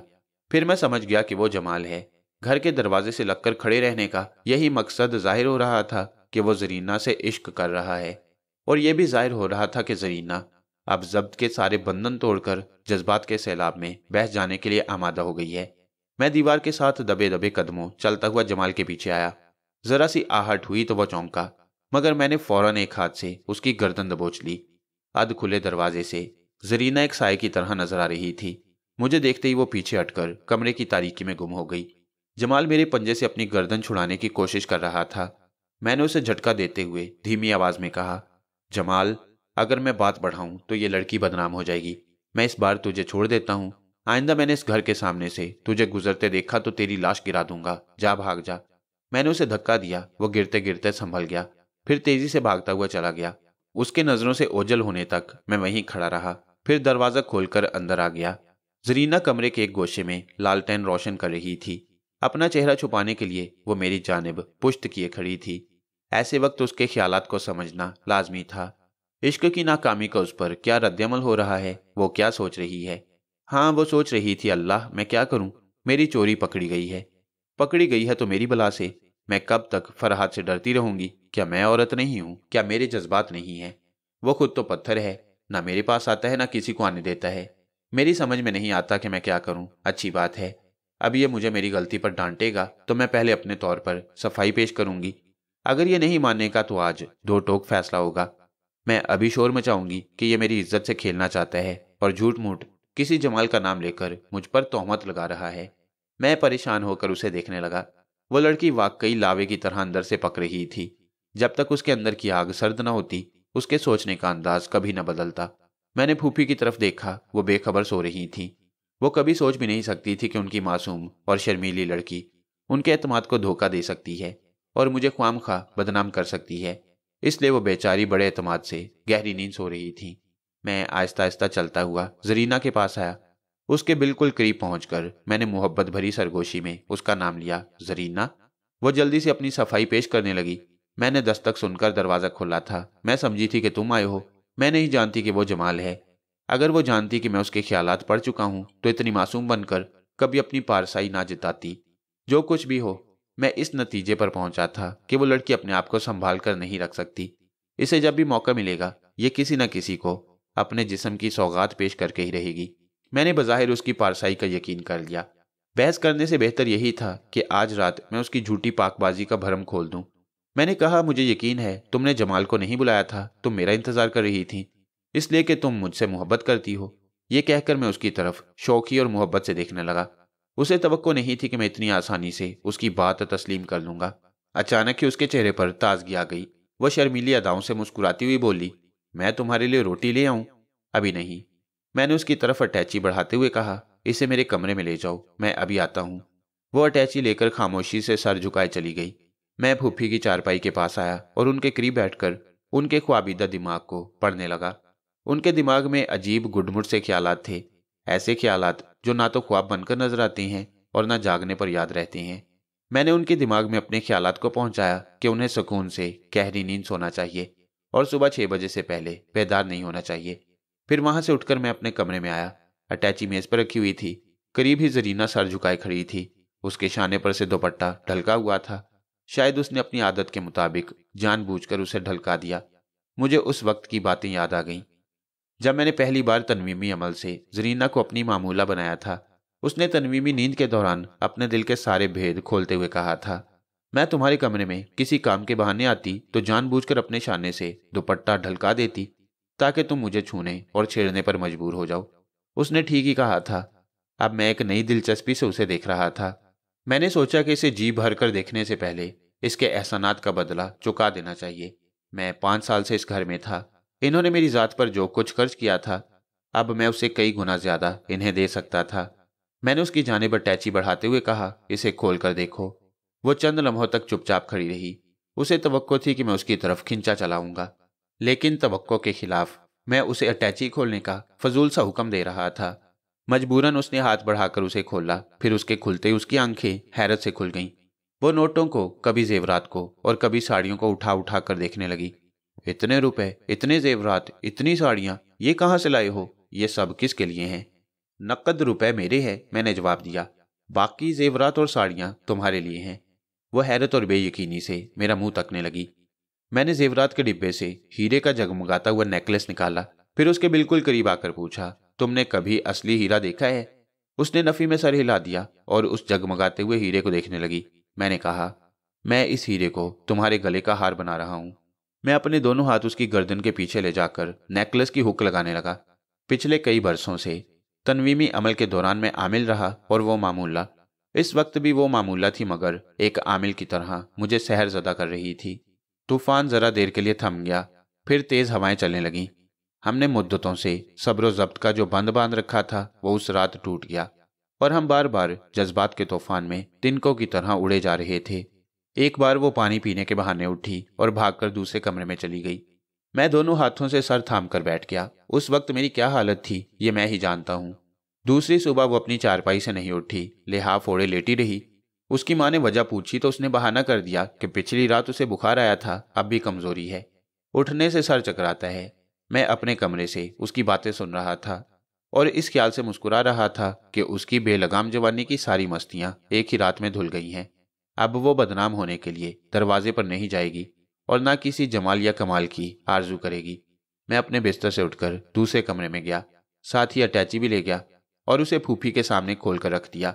इतने रुपए और जेवरात देखकर वो हैरान रह गईं। मैंने उन्हें सब कुछ बता दिया कि वो मेरा माल है, सीधे रास्ते से नहीं मिला, इसलिए टेढ़े रास्ते से लाया हूं। पहले तो वो बहस करती रही कि मैंने मुजरिमाना हरकत की है, लेकिन जब उन्हें मालूम हुआ कि उसी टेढ़े रास्ते से मुझे अपनी ज़मीनों के कागजात मिलने वाले हैं तो वो खामोश हो गई। मैंने घर के अखराजात के लिए उन्हें 2000 रुपये दिए और तमाम जेवरात उनके हवाले करते हुए कहा, ये सब जरीना के लिए हैं। कहीं से रिश्ते की बात आए तो फौरन इसकी शादी कर दीजिए, अब इसके लिए जहेज की कमी नहीं होगी। मैंने हज़ारों रुपए के जेवरात देकर बड़ी खूबसूरती से उन्हें यह बात समझा दी कि मैं जरीना से शादी नहीं करना चाहता। जरीना चारपाई पर लेटी हुई मुझे घूर कर देख रही थी और इशारों में नाराजगी जाहिर कर रही थी। मैं उसे नज़रअंदाज करके फूफी के ख्यालात पढ़ने लगा। वो सोच रही थी, मैं लड़की की माँ हूँ, फरहाद के सामने जुबान कैसे खोलूँ कि तुम ही मेरी बेटी से शादी कर लो। चलो कोई बात नहीं, इतने सारे जेवरात हैं और फरहाद जहेज भी पूरा कर देगा। मेरी बेटी के लिए 1000 रिश्ते आ जाएंगे। मैं मुस्कुराने लगा। वो अपनी जगह से उठकर जरीना से बोली, मैं स्कूल जा रही हूँ, तुम्हारे लिए डॉक्टर से दवा लेकर नाहिद के हाथ भेज दूंगी। मैंने अटैची से 3,000 रुपये निकालकर उनकी तरफ बढ़ाते हुए कहा, इसे रखिए। आज आप स्कूल नहीं जाएंगी, आप गुलबर्ग जाइए। चाचा की कोठी के आसपास कोई कोठी खाली हुई हो तो उसे किराए पर हासिल कीजिए। जितने माह की पेश की रकम मांगी जाए उसी वक्त अदा कर दीजिए। मैं चाचा के करीब रहकर उन्हें कंगाल बनाना चाहता हूँ। फूफी वो रकम लेकर चली गईं। उनके जाने के बाद जरीना नाराजगी से बोली, तुम बेईमान और फरेबी हो, मुझसे शादी नहीं करना चाहते। मैंने नागवारी से कहा, मैं तुमसे ना खेलता तो कोई दूसरा खेल जाता, मुझे नादान ना समझो। मैं ये नहीं कहता कि मैंने नेक काम किया है, तुम्हारी तरह मैं भी गुनाहगार हूँ। मैं सिर्फ ये चाहता हूं कि तुम्हारी बेहयाई का अफसाना इस घर की चार दीवारी से बाहर ना जाए। उसकी नजरें झुक गईं, वो कुछ सोच रही थी। मेरी बला से वो कुछ भी सोचे, मैंने उसके ख्यालात को पढ़ना जरूरी नहीं समझा। वहां से गुसल करने के लिए चला गया। ठंडे पानी से गुसल करने के बाद दिलो दिमाग जरा ठंडा हुआ। मैंने लिबास पहना, कुछ बड़े नोट जेब में रखे और घर से निकल गया। इस वक्त तफरी का मूड हो रहा था, खूब खाने पीने, घूमने फिरने और दोनों हाथों से दौलत लुटाने को जी चाहता था। मगर मैंने दिल को समझाया कि कल तक मुझे सब्र करना चाहिए। बैंक खुलने और कागजात लॉकर से निकलवाने तक मुझे चच्ची की सोच पर अपना मुकम्मल कंट्रोल रखना था। अपने अहम मकसद को भूलकर वक्त से पहले ऐशो आराम की तरफ माइल होना दानिशमंदी नहीं थी।